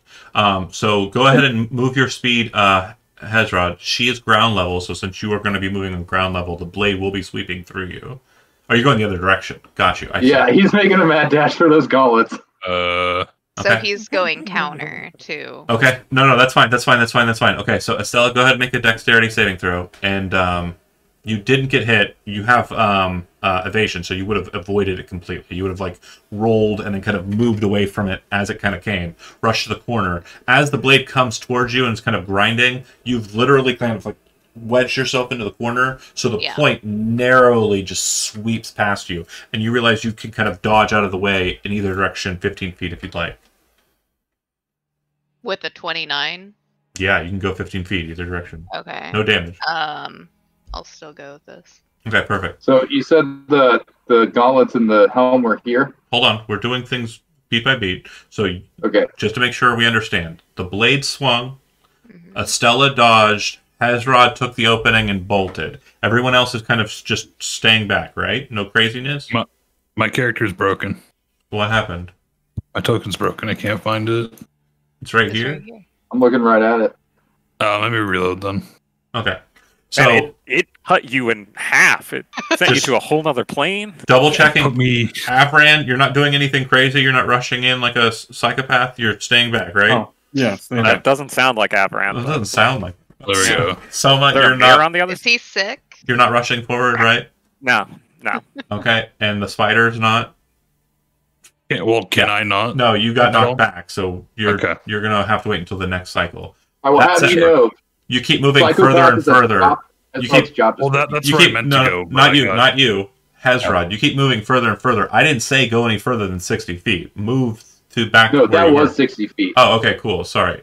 Then right about here is when you need to make another dexterity saving throw, as both of the statues that you can now see turn bright red and massive gouts of flame start flying straight at you and filling out that entire area, that half of the room. So how many dex saves? Just the one. You have disadvantage for it because there are two shooting at you. Okay.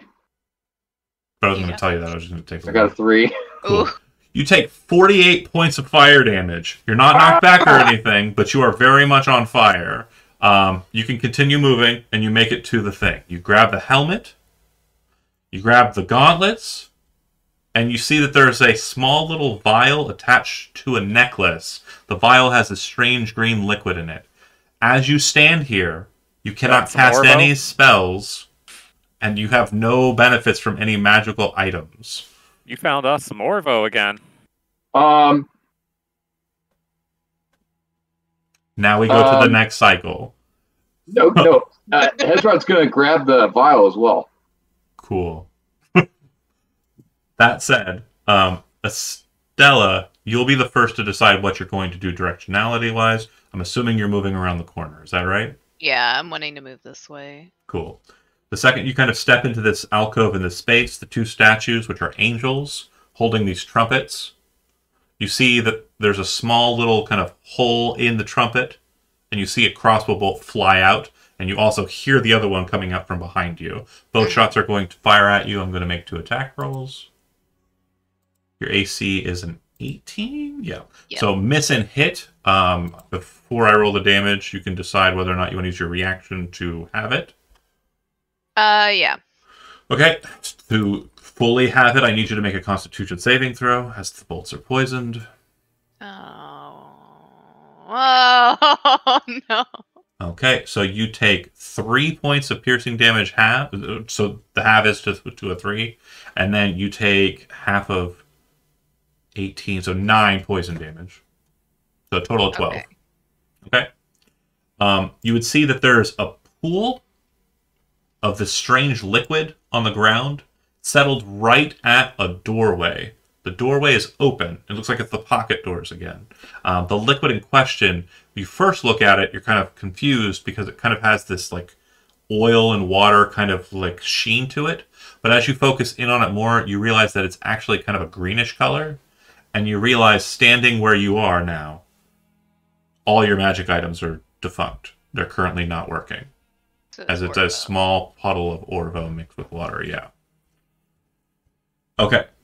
Immediately after Estella, I'm assuming Hezrod's trying to do a gambit, but Kel was actually first in the weird initiative I've set up in my mind. So, Kel, are you doing anything crazy? I think I'll just fly up around like 40 feet. Cool. And then I'm just going to hold, waiting for it to swing again to move the other way. All right. Yeah, Hezrod's basically going to do the same gamble he did before, except in the opposite direction. Okay. So this is going to cause 2 things to happen.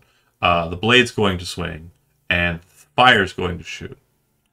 Great fact, you're holding the Orvo and all the other items, so when the fire comes close to you, being of a magical origin, it just starts to kind of like cloud around you. The blade is not a magical thing. It's just a big, massive sword. The fire does a fuckload more damage. You say that. Go ahead and roll a dexterity saving throw. And I need you to draw your... about to fuck around and find out. You're going straight down, right? It's true. Yeah, heading straight for that doorway. Okay, cool. Go ahead and give me the dexterity saving throw. I got a 9.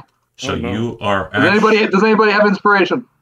actually going to get hit Hold on. here in this square that I'm pointing at. So when you get here, the blade is coming in a backward sweep.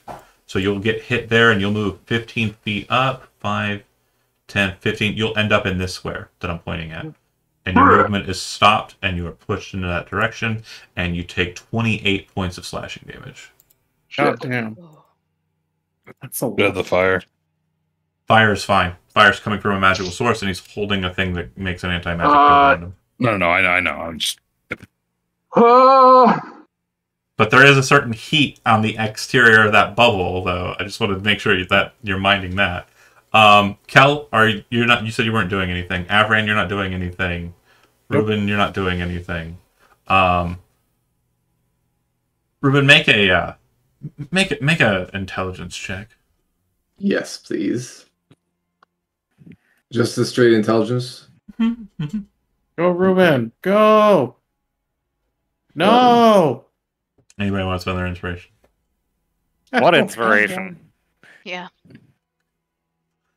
What's Wait, that? wait. Before I say I don't have any. Hold on. No. It doesn't matter. Never mind. Wait. Forget it. Can I utilize the "I pay you too much money a month" inspiration? Is there DLC here? Whatever you want, Tom. So you have inspiration, and now you don't. Okay. So with a 17, Pay to win over here. Sorry. Sir, yes, sir. You know where that sword can't swing? Where? Do you know where that sword can't swing? Take a couple Why? seconds to think about it. Where can that sword not swing? It can't swing itself.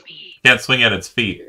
Yeah. Right. Which Okay. is exactly where Hezrod's going to go on his next turn. We'll see about that. So, Yeah, if he see survives, about he can make it. okay, so Gross. no other activations for this first this cycle here, right? Nope. Okay, Estella, as you kind of stand there, you hear a loud click from the two angel statues behind you, which you would note as a rogue, they have reloaded. So if someone were to step between them again, papam.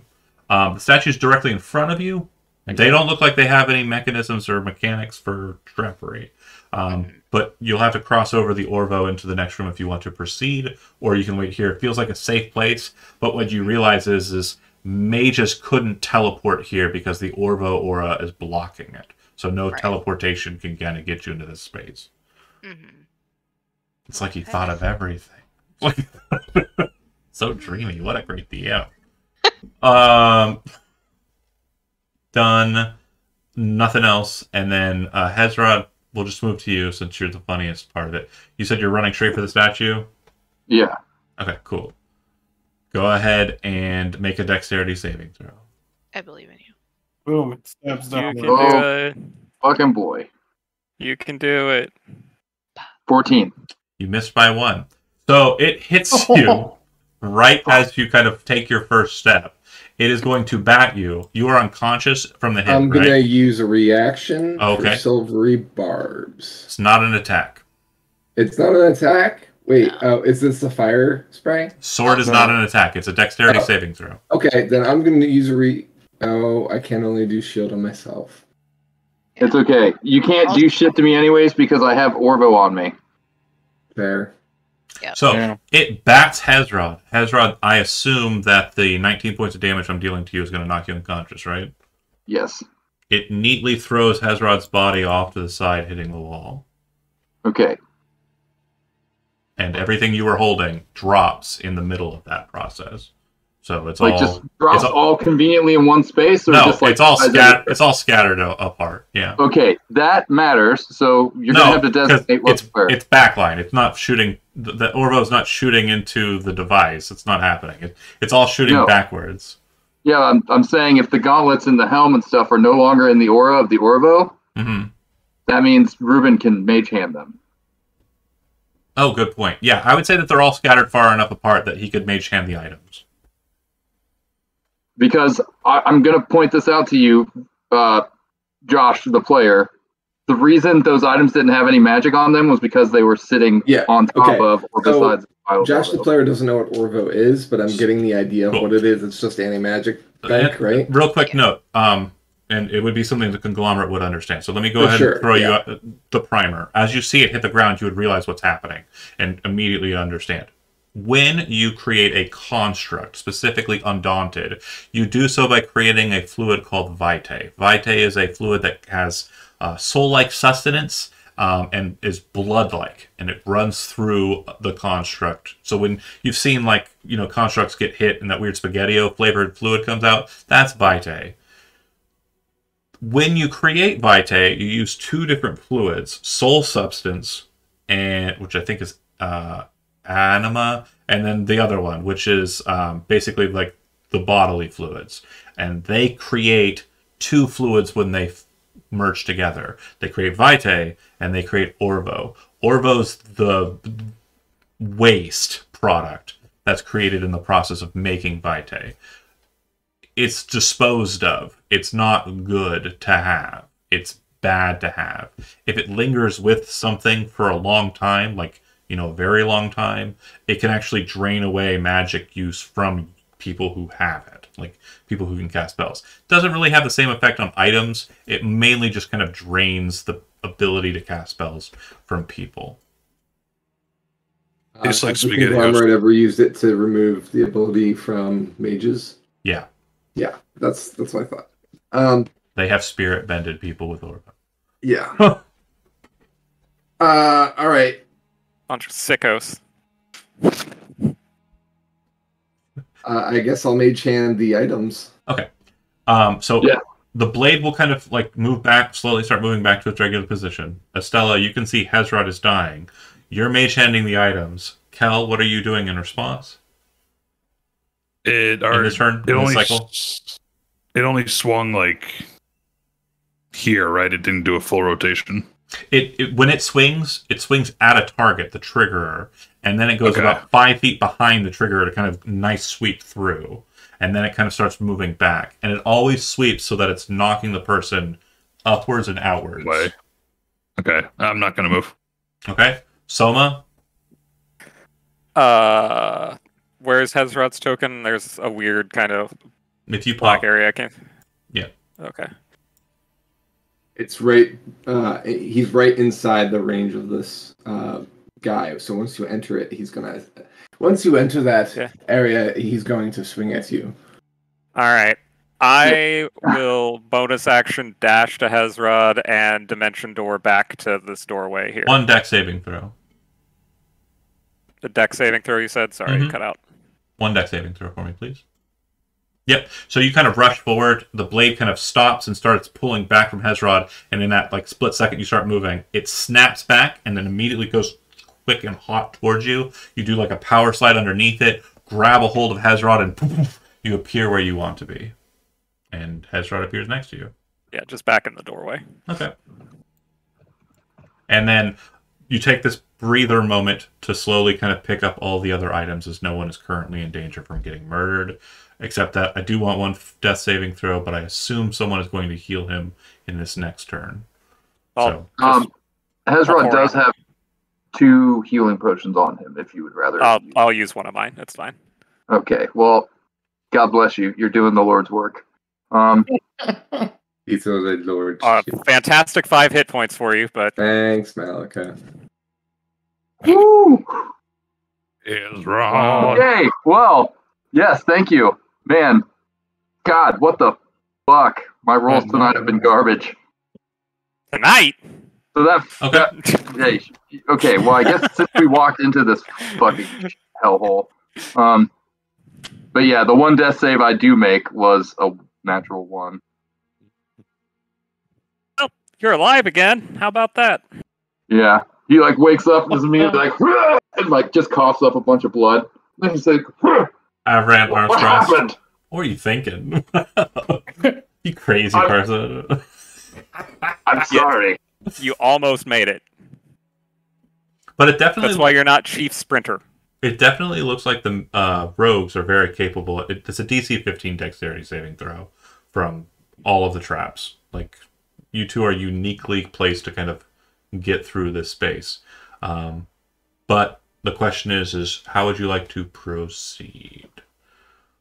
So now that he's conscious, Hezrod would explain to everybody that, you know, the helmet was sitting on top of this vial of Orvo, and he kind of points to where it's kind of scattered on the floor.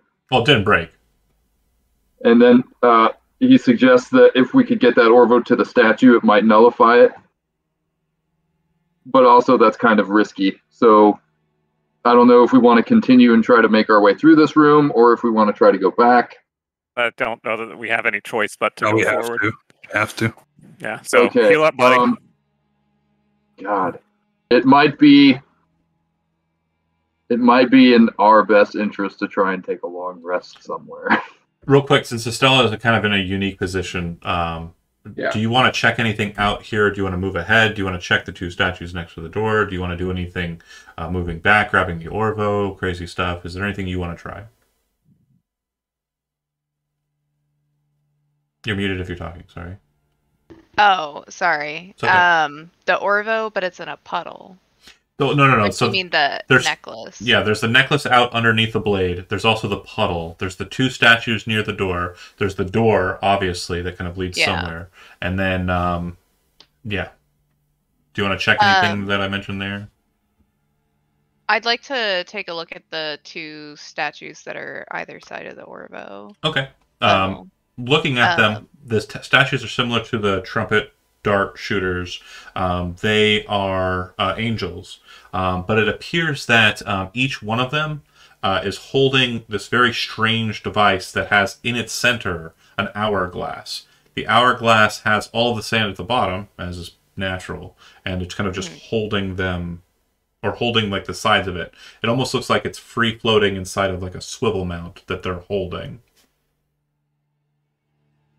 Interesting. And if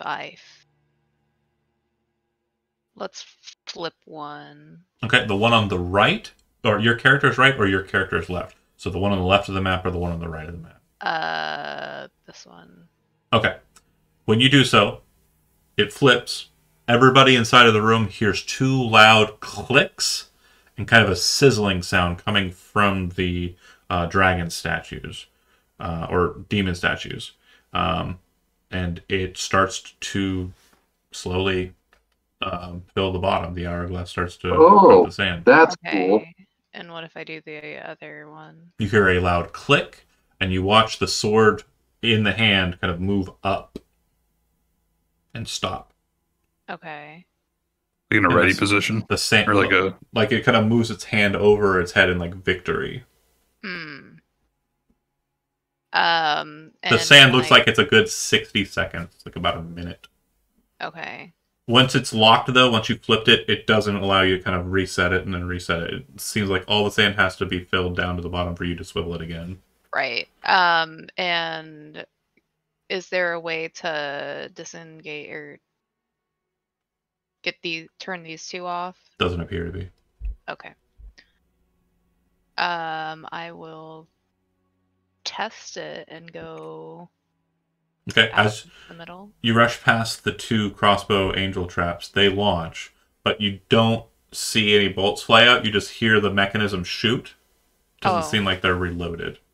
So it sounded like it was gearing to reload the thing. God damn it, John! So you heard the click, but there was no bullets. Yeah. So it seems like the magazine only had one on each.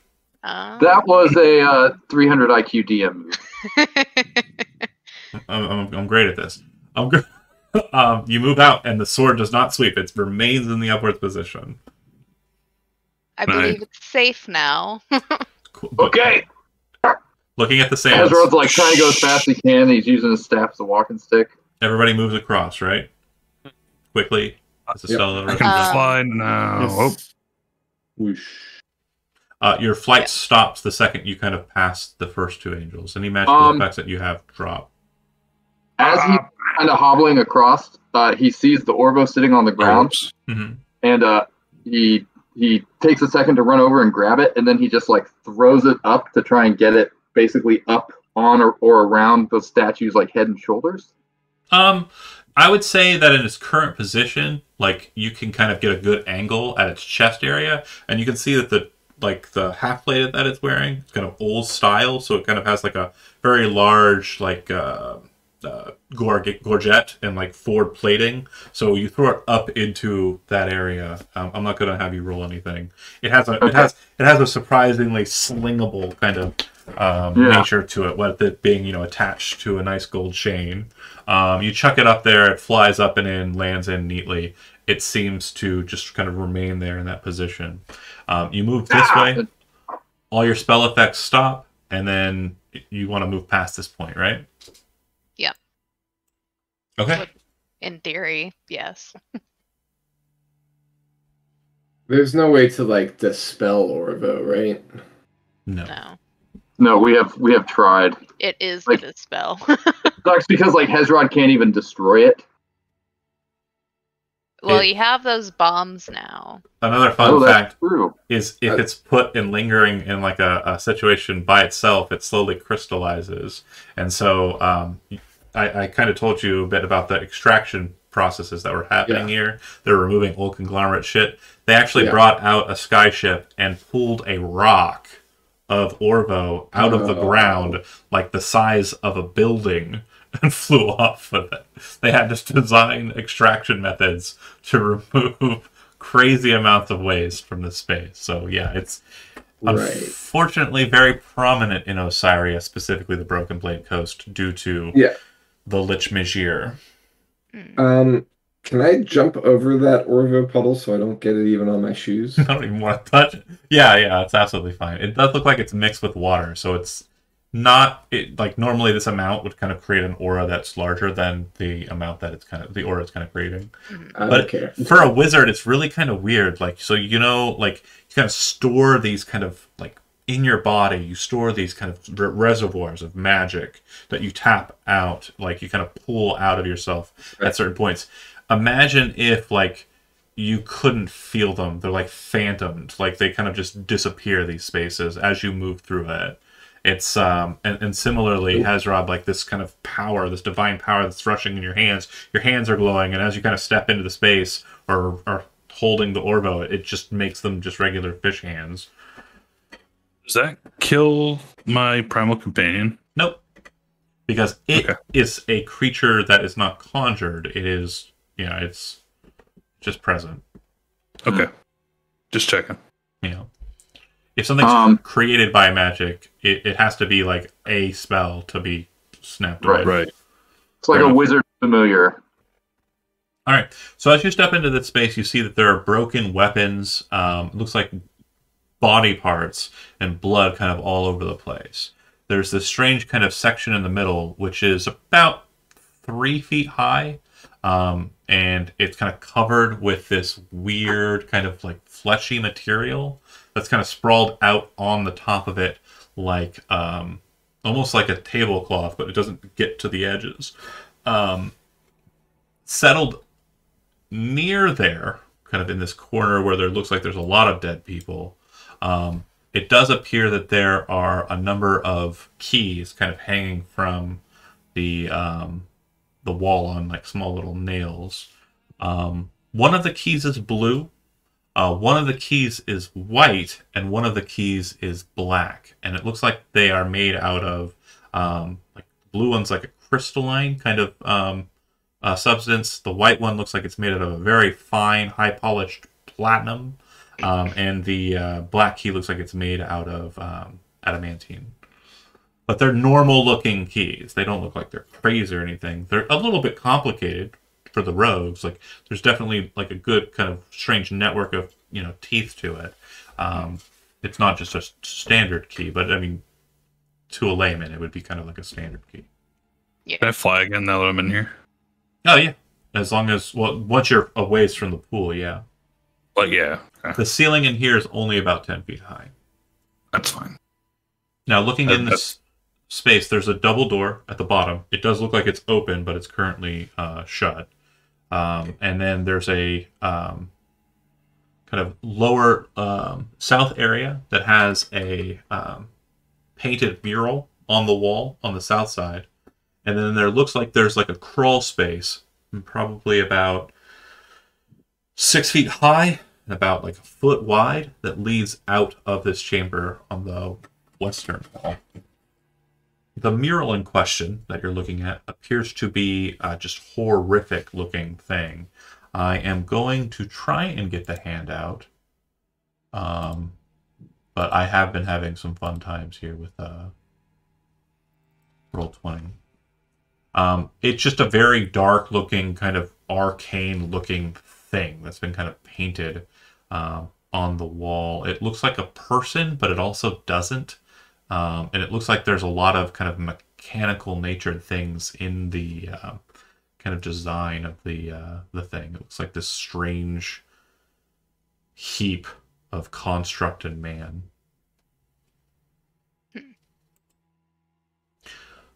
You head on over. Kel's looking at? No, that's on the south wall. Oh, down here. Mm-hmm. Gotcha. Is this door supposed to be open? It's not. It's closed. Okay. I can see. You can see that it's the end of this map. Yeah. That's yeah. Okay. How about now? Nope. Can't see a thing. Kel, you head on over to this corner. And yes. You hear a tapping sound coming from this little causeway. So I don't like that. It doesn't seem like it's like mechanical tapping either.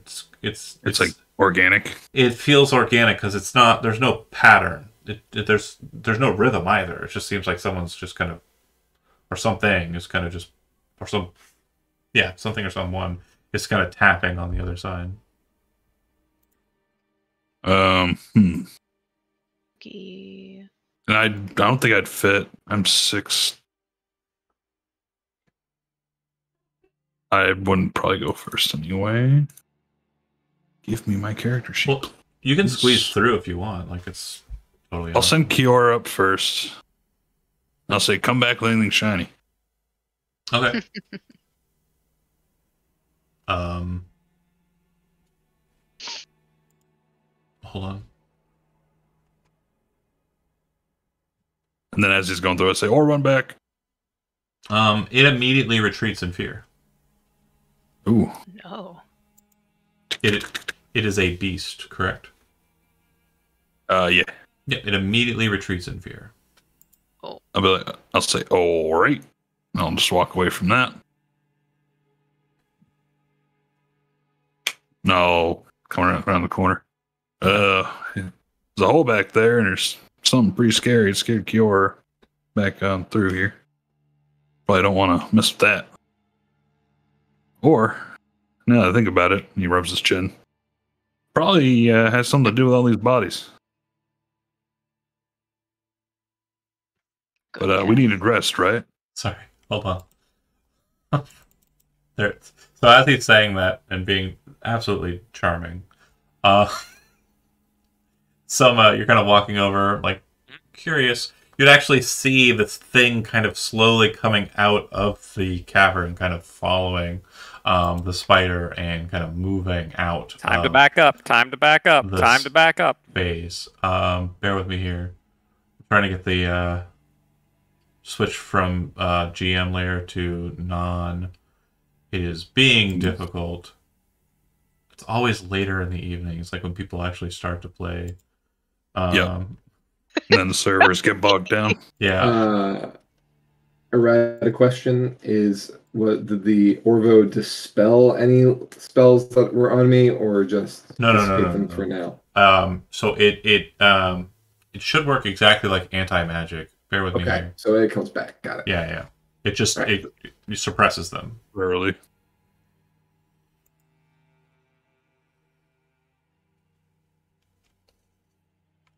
Go ahead. Oop. What are you saying? You cut. Sorry. Go ahead, Josh. Activate my gem of seeing, so I have 120 feet of true sight for 10 minutes. Okay.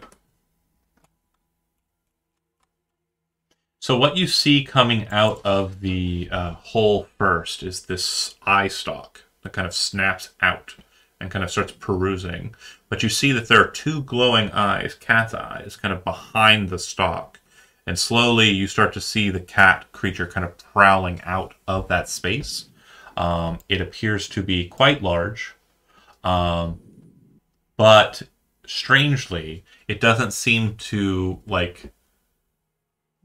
The best way to describe it is it doesn't seem to be inhibited by the structure. It's almost like it's boneless as it kind of comes out of the hole. Kind of like fluidly kind of... Oh, no, I don't want to draw. Billy cat. It fluidly kind of comes out of the hole. And since you're not surprised and I'm not surprised, we're going to roll initiative and we're going to just have a good old-fashioned fight. Oh boy. Yellow cat.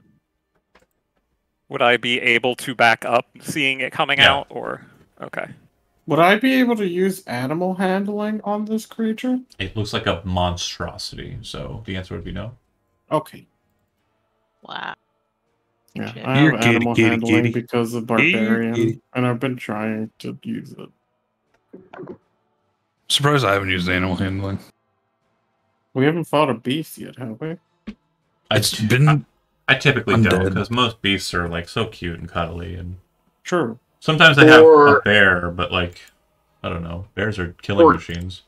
Context: Hezrod is sitting on the floor. He was kind of slumped against the wall, trying to recover from what just happened. Who am I missing roll wise?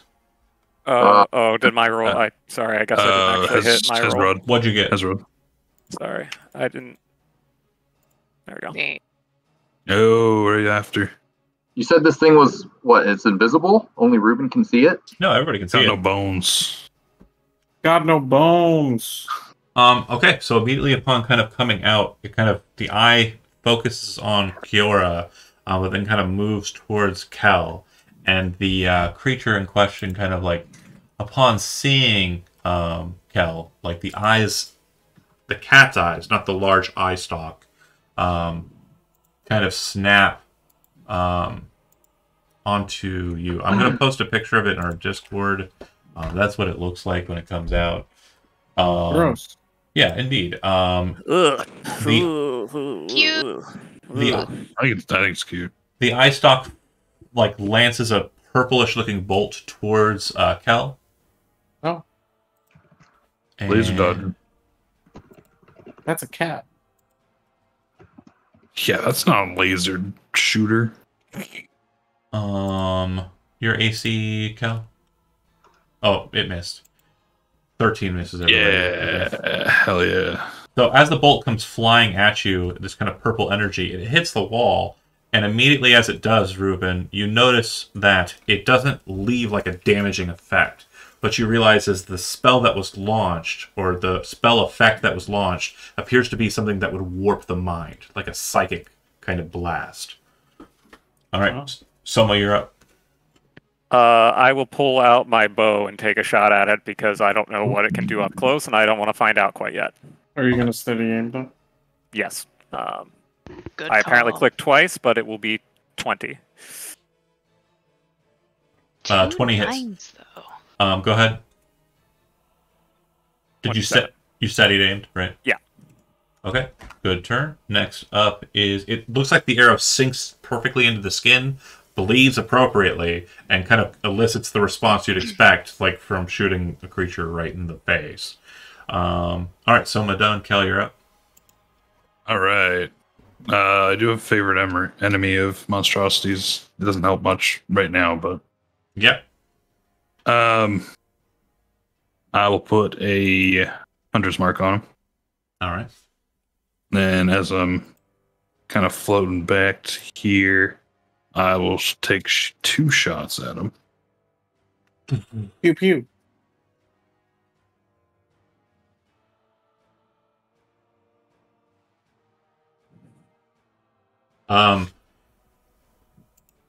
Both of those hit. Oh, neat.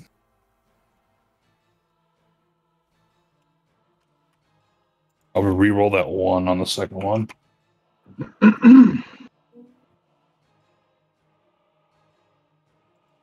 Neat. So 7 more damage. Yeah. All right. And Kel. then the hunter's mark damage. Oh, D6. Go ahead. Is it 2d6 or is it 1d6 because I hit him I think twice? Hunter's Mark says you can do it each time, so yeah. Yeah, 2d6. Okay. Bada bing, 10 damage. Cool.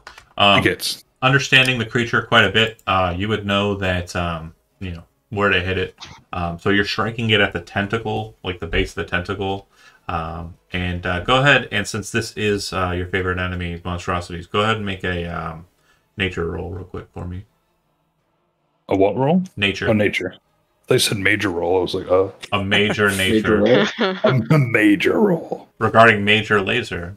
Major laser. Right? Oof. You had advantage and you still failed me. You do know that the creature in question, the eye stalk, is magical. It has resistances to magic. You would know that.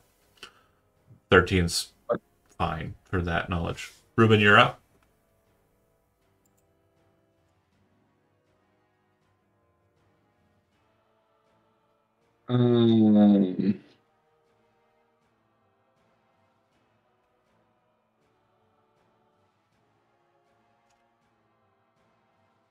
Does John say that out loud or not? Yeah, I do. I was going to type it so you could do your turn. I'm sorry. Okay, all right. Well, it's Don't shoot the stock with magic. resistance is Half. that's not immunity. It's Advantage just, on saving throws against spells and magical effects. All right, cool. All right, then I was gonna do the same thing anyway. I'm doing firebolt. Okay. 23. Okay. As you kind of start casting the spell, you see the eye kind of snap, focus on you, and kind of like widen a bit. As you kind of prepare the spell, you throw it forward. It strikes the creature, but as it does, you watch as like a course of magic kind of flows into it and up the eye stalk, and you see this kind of purple line. It just kind of move towards you and kind of connect with you for a second. Make a dexterity saving throw. Okay. 21. Go ahead and roll damage. 7. So I take 3. You take none. So what you do watch happen is that red or that kind of purple line. You watch as it kind of moves past you for that second, and the stream of fire kind of move across it very suddenly, kind of slam into the wall behind you, and the creature seems to take less damage than you were anticipating. So it kind of reflected it back at me at the same time. It seems to have flowed the. It basically did the Zuko. The trick. lightning move from Zuko. Yeah. Yeah. Okay. Yeah. Okay. That's Perfect. pretty cool. Well, that. Okay. Ruben done. That's not good. But that nature roll told me what its name is or what it's called. No, you sucked at that nature roll, bro. I felt like I was being super generous, giving you the fact that it's resistant to magic. A 6 means you know it is a thing that is physically in front of you. I will note this though: it does look like it had to actively do that, so you would know it spent its reaction to kind of make that happen. It can't do that all the time. Neat fishing. Got it. So Estella, you're up. Muted. Has it noticed me? It kind of sees all at this point, like kind of looking out in front of you. You could try and hide from it as a bonus action, but yeah, you weren't hidden before, so. Okay. Because I was gonna try and go. You can move there and then bonus action hide, yeah. Yeah, alright. That is what I am going to do then. And then if you have 5 more feet of movement using that hide, if you're successful, go ahead and make that stealth check. Yeah. There it is. Yeah. So you're hidden from it. So if you want to just around the corner throw something, you can, but if you don't want to, you can also ready an action. I'm gonna ready my Garrote. Alright. Kind of snaps to the wall. Yeah. Ready to go. Hezrod, you are up. Well, you're actually prone. You said you were sitting, so. Right. Hearing all this commotion, he uses half his movement to stand up, and he moves around the corner. Well, there's no corner. You can see right over the table. Oh, okay. Over here. Now that you stand up, you're kind of looking at it. You're like, oh. He takes his staff and like slams it on the ground, and then sort of like leans it, like angles it towards this thing. And he's going to use the lightning the lightning strike property. Okay. So you can use an action to cause a bolt of lightning to leap from the staff's tip in a line that is 5 feet wide and 120 feet long. Each creature in that line must make a DC 17 dexterity saving throw, taking 96 lightning damage on a failed save, or half as much damage on a successful one. And other magical effects. Okay, cool. I have advantage on this. So it's DC 17 dex. Okay, so you fire the lightning bolt. You watch as the eye kind of like, after kind of relinquishing the fire mote, kind of snaps to you, and then it kind of drops down. The eye kind of folds underneath the body, and the lightning line kind of goes directly over top of it. Go ahead and throw the damage, because it's half on a success, right? Yeah. Yeah, I succeeded the shit out of that. So 33 halves would 16. be 17? 16. Okay. And that's it. Let me see. Still got 10 feet of movement, so we'll move here. Okay. Avren. He's kind of leaning against the wall. Is it an action to jump or leap forward? No. Okay. It's a part of your movement, buddy. Okay. Buddy. Yeah, if you're wanting to... You can't jump farther than you can move. Oh. Oh shit. It's not like a free I get to spring into action. It's just when you jump a lot farther, which means you can move like upwards and outwards. So like you have like a 12-foot vertical with the boots of springing and striding. Yeah. No, I wanted to do like a leaping jump and smack into it, but if I can't do that. For flavor, you could, but I will note this, though. You do see that Estella is in attack position, so maybe you'd be ruining the ambush there if you were to rush it. That's fair. That's fair. Okay. I'll walk 25 feet then. I'll just stop right here. Ready in action? Ready in action, yeah. Okay. Well, it definitely seems to be kind of focusing on Ruben a lot, and kind of now Hezron as well. But once you kind of move there and ready your action, it does start to bolt. It will go in this route. I'm just positing the route. It will trigger both opportunity attacks here. So Estella first, because this could potentially stop it from moving. Go ahead and make your Garrote attack. You have advantage on the attack roll. 23 hits. Great. So you jump forward very quickly, kind of catch it around the neck and hold it. Go ahead and click the Garrote for damage. Okay. 28. And that'll lock it into position.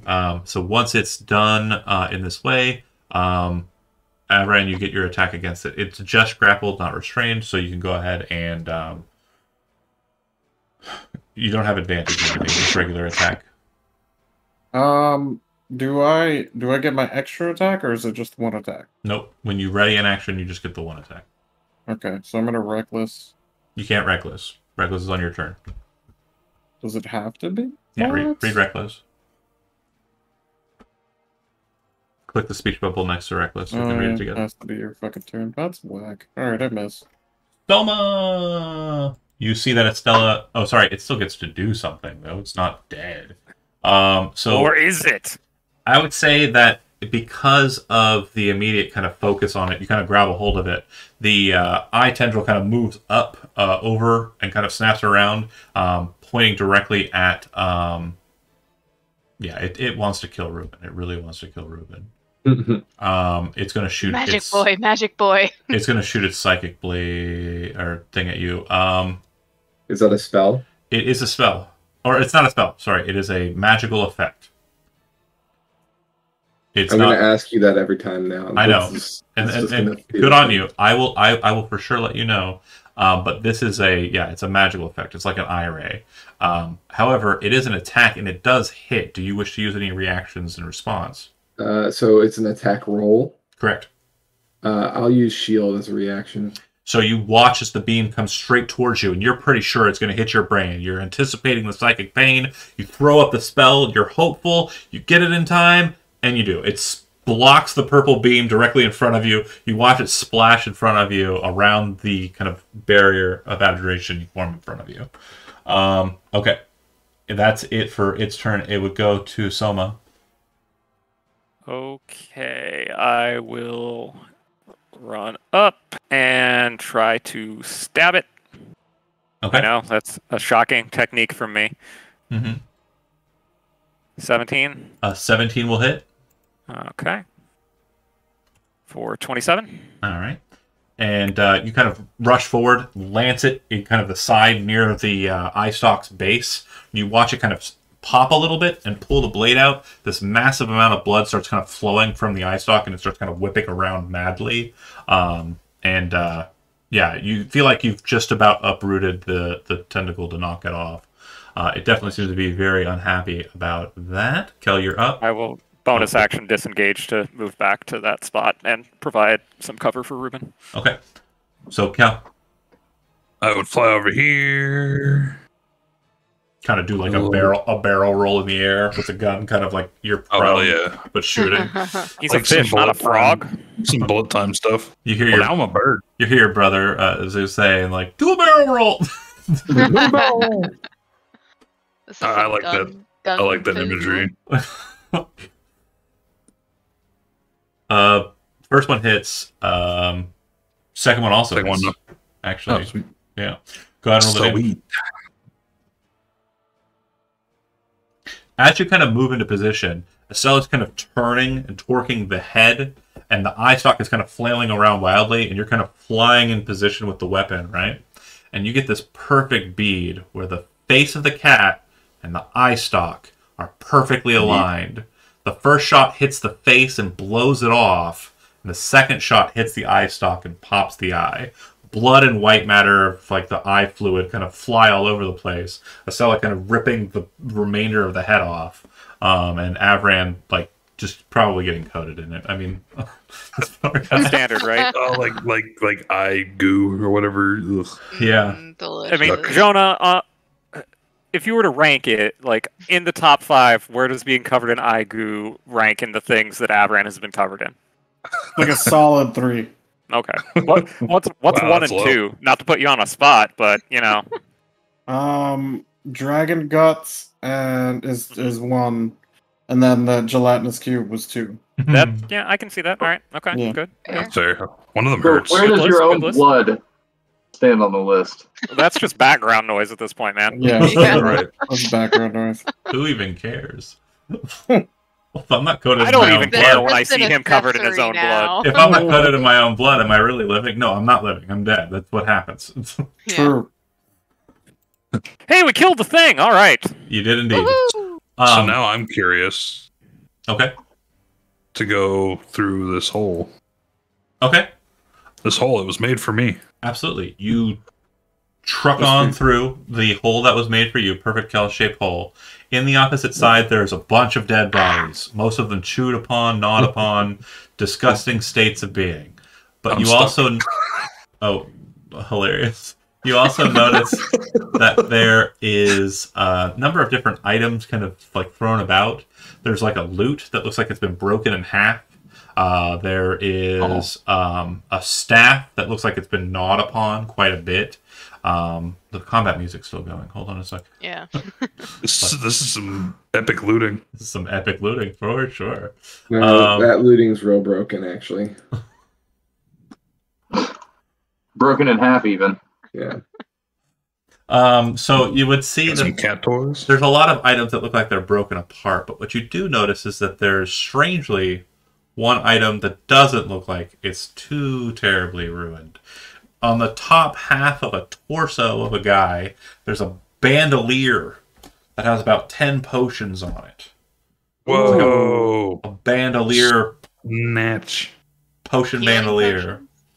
potions. That's sick. If you take it and look at it, you would see that there are 4 potions that very much kind of look like healing potions, but of a greater variety.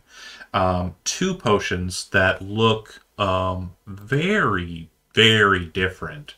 Like strangely different. Never seen them before. But they have a logo you have seen before. They have a conglomerate symbol, the double serpents. Okay. And then there are, to the total of 10 potions, we're at 6, right? Or we're at 8 right now. The other 2 potions were... Let me double check my notes. 4 healing. 2 weird. No, 6 Oh, healing. so that's only 6. So there's 4 left. 6 healing, 2 conglomerate potions, and 2... I believe these are what they are.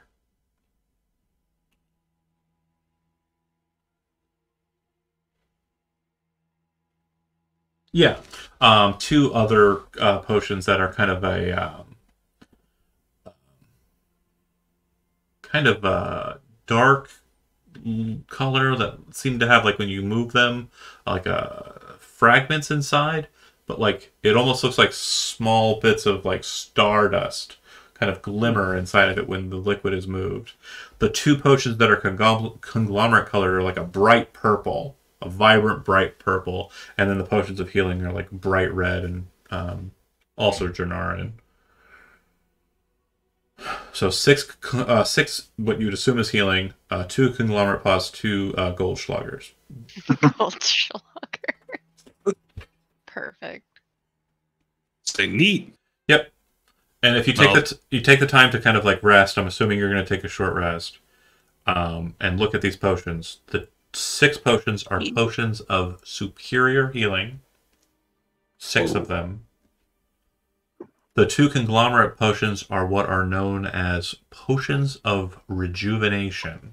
When consumed by a character that has spell slots, they regain 12 spell slot levels of their choice upon consumption of the potion. Oh. Oh. Well, as soon as I get back through the hole that was made for me, I'm going to throw the bandolier to gold Ezra. Schlager potions are potions of possibility. Which, when you drink, it's actually a clear potion. I said they were darker, but you gain 2 fragments of possibility, each of which is kind of like a small grayish bead that floats around you, staying within 1 foot of you at all times. Each fragment lasts for 8 hours or until used. When you make an attack roll, ability check, or saving throw, you expend your fragment to roll an additional d20 and choose which of the d20s to use. Alternatively, when an attack roll is made, you can expend your fragment to roll a d20 and choose which of the d20s to use, the one you rolled or the one the attacker rolled. If the original d20 roll has advantage or disadvantage, you roll your d20 after advantage or disadvantage has been applied to the original roll. While you have 1 or more fragments of possibility from this potion, you can't gain another fragment of possibility from any source. Oh, that was a lot. Alrighty. A lot of words, man. So they're in the compendium. They're can you move me out of the hole? We can either take a long rest, or Hezrod is probably going to need to take at least 2 of those potions. I can guarantee you, if you want to take a long rest, you are well aware that you've made quite a kerfuffle. It's probably not going to be a good idea to linger in any one spot for 8 hours in this space. That's fair. Because I think with the with like one of those potions of superior healing and one of those rejuvenation potions, Hezrod will be like pretty much good to go. I think I'll grab one of the healing potions and one of the Goldschlagers. Well, and then give the bandolier to him. Does the well, the bandolier is also magical. Sorry, if you're wearing the bandolier, it can be stored with up to 10 potions, and you can drink any potion on the bandolier as a bonus action. But you have to have it attuned. It's not attuned. You just have to be wearing it.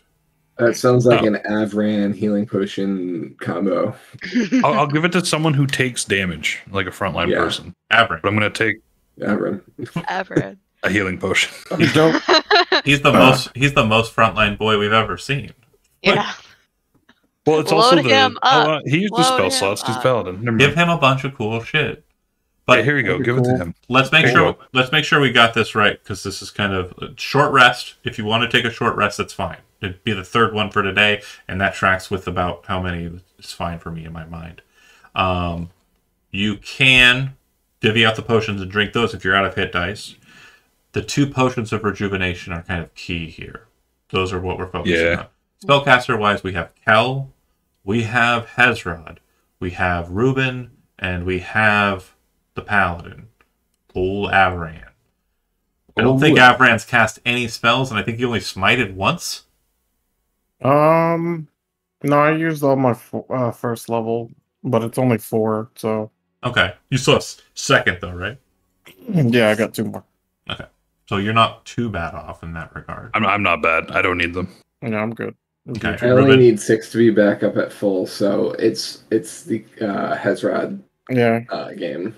I'm sure he needs I have 3 out of 4 first level spell slots. I have 2 out of 3 second level spell slots. I have no 3rd level spell slots. I have no 4th level spell slots, and I have no 5th level spell. What's your maximum? Say what you don't have.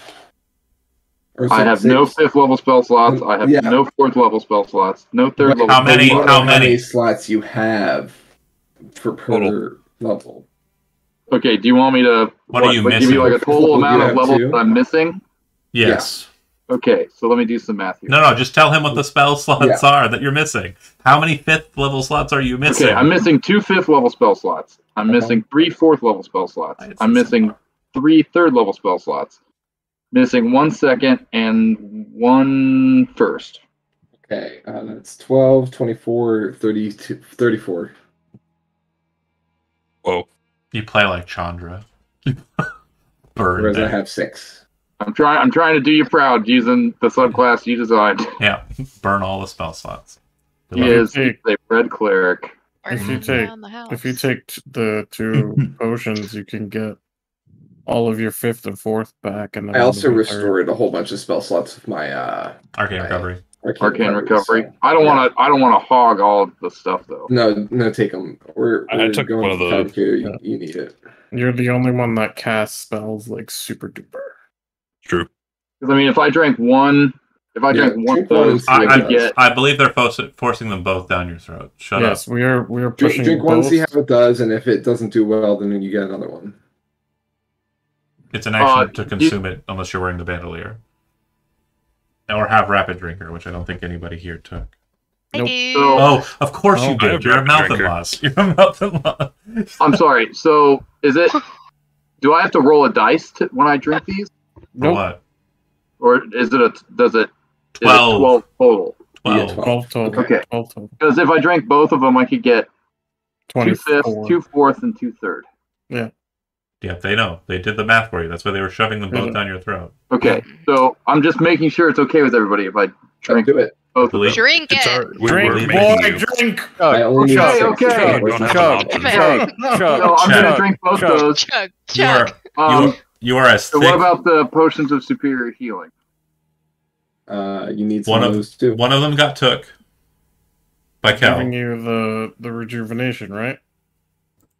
Well, So- they don't heal you. They don't- Oh, They they, just- don't heal. They just give you spell slots back. Oh, yeah, okay. Oh, sorry. Shit, fuck. My bad. I'm No, dumb. Forgive me. it's okay. I just want to make sure, And how many of the superior healing got? 6. There's 6 Six. total, but nobody's How Cal many took have one. been consumed? Kel took one. I'll I'll take take one. one. But have you I'm not rolled? going to drink it, but I'm not going to take it. Have you Okay. rolled for the hit points yet, Kel, or are you not drinking it right away? I'm not drinking it right away. Oh, okay. Superior healing is Then I won't. 8d4 plus 8, by the way. God Oh. damn. Nice. That's Yeah. a lot. I took it out of the compendium. So I'm just gonna add greater healing potion, just the one for my Who's wearing the bandolier? me. Okay. Outrun. All right. It's actually a superior healing potion. Yeah. Oh, it's Wow. a superior. Oh, Yeah. Superior. Ooh. Ooh. Last question. Do you take the time to identify the helmet and the gloves? Yeah, that's part of Yes. the short rest. Cool. Does anybody mind if I take one of the superior healing potions? Not at all. Go for it. Okay. You are always getting hurt as well. My goal is to just not be touched at any point, and so I'm good. John, I have So- I have something to say too. When Go ahead. I want to investigate the person who had the bandolier to see if I recognize them, if they're conglomerate. It's part of a torso. Yeah, so no head or anything, just the torso. Yeah, it's just like a mess. Everything else is gone. It's a messy doesn't have lump their- of ribcage. It doesn't have their name and home address tattooed on those Oh. ribs. No Well, wallet. That's Around not what you and guys say- do up there. No. So is Does anyone have else? dental The robe records. have their name in them. Oh wait, Yeah. no torso. You might want to Hey there, consider Ruben. doing that. That's my hole. So, with the identify, the helm is a helm of brilliance. I need someone to roll 1d10, 2d10, 3d10, 4d10. In that order. So 1, 2, 3, 4, d10. Okay. Okay. So it has 6 diamonds. Someone write this down. 9 rubies. 18 fire opals. And 24 opals. The helmet requires attunement. Identifying it tells you that you can cast these spells from the helm by consuming the gemstone on the helmet. Daylight with an opal, Fireball with a fire opal, Prismatic Spray with a diamond, and Wall of Fire with a ruby. You have to eat it. It The helmet consumes is the gem. crazy. You have to As eat long as the rubies? helm has at least 1 ruby, you have fire resistance. As long as it has a diamond, it glows 30 feet out. And when at least 1 undead is within that area, it starts to glow, is what I meant to say. And any undead that starts its turn in that aura would take a d6 radiant. As long as the helm has at least 1 fire opal, you can speak a command word to cause one weapon you're holding to burst into flames. It glows with a 10-foot radius and deals an additional d6 fire damage. Nice. A lot of words. Hmm. Totally. That's cool. Cool. So, right, I'm gonna. Is anyone else taking? But it does have a destruction property. So if you fail a saving throw and take fire damage as a result of failing that saving throw, against a spell or just taking fire damage as a result of saving a throw against a spell. If you roll a 1 on that d20, the helm emits beams of light from its remaining gems. Each creature within 60 feet of the helm other than you must make a DC 17 dexterity saving throw or be struck by one of the beams, taking radiant damage equal to the number of gems still in the helm. The helm and its gems are then destroyed. The gauntlets are a unique item called the Hands of Life and Death. They require attunement. While you are attuned to it, all healing and damage that you create through spell effects is increased by your proficiency bonus. That's got Hezrod written all over it. Hands of Life. We have to fulfill the omen, right? Okay, so I drank another potion. Thank you. And so in order to wear those gauntlets, thank you, I would have to break attunement to my gauntlets of ogre power, which is fine. When was the last time you punched something? But yeah, it's like I picked them up to like increase my melee attack damage, but that was back when I was using like War Fury. So, right. Who is going to attune to the helm? So anybody can attune to it, not just a spellcaster, correct? Correct. You can create a spellcaster out of someone who is not one. Do you have a handout? It's in the compendium. Yes. Helm of Brilliance. The real thing. Do you have a handout? Gauntlets? Huh? No. It's easy. Healing plus damage from spells is increased by your proficiency. Okay. It's Baby Town Frolics easy, but it's also pretty fucking cool. Yeah, what's it called? The Hands of Life and Death? Life and Death. Hands of Life. Are you taking off the gauntlets of ogre power? I am. Can I have them? What's your strength right now? 16? Oh, yeah, okay. By all means. Hezrod kind of takes them off and almost like reverently hands them to you. Gods. As for the helm, I don't know what people's attunement slots look like. I mean, one of my attunement slots is still a Hat of Disguise, so I could probably trade for this situation. In all honesty, if you had to venture a guess, the blue key is probably a key towards the Force Wall door. I will kind of save you some time since we're getting into the last wire of it. It's just where everybody sleeps down here. If you go over there, there's nothing over there. It's a complete dead zone. Wait, you mean there's beds? Yeah. For the people that you murdered, remember when you murdered them? Those people that were like part of rock? Yeah. Yeah, if they're murdered, they're free beds. True. Yeah, but again, we'll take them on the way out. If you come, yeah, you get some free beds. If you're trying to take a long rest, it's probably not the best idea to try and kind of take a long rest. Yeah. We've made a lot of noise. I will require random encounter rolls, and I will make the threshold insanely low for it to cost their. I think we've taken a long rest by using resources instead. What if we barricade the door? The door is a wall of force, and the presumption is that the key doesn't actually open it, it just allows you to pass through it. Yeah. And it's presumed, too, that House Harrigan upstairs probably has a means of getting through it. Remember the guy who locked himself in a door? Yeah, he locked himself in. We can certainly do that if you'd like. We can definitely play that out while you're sleeping.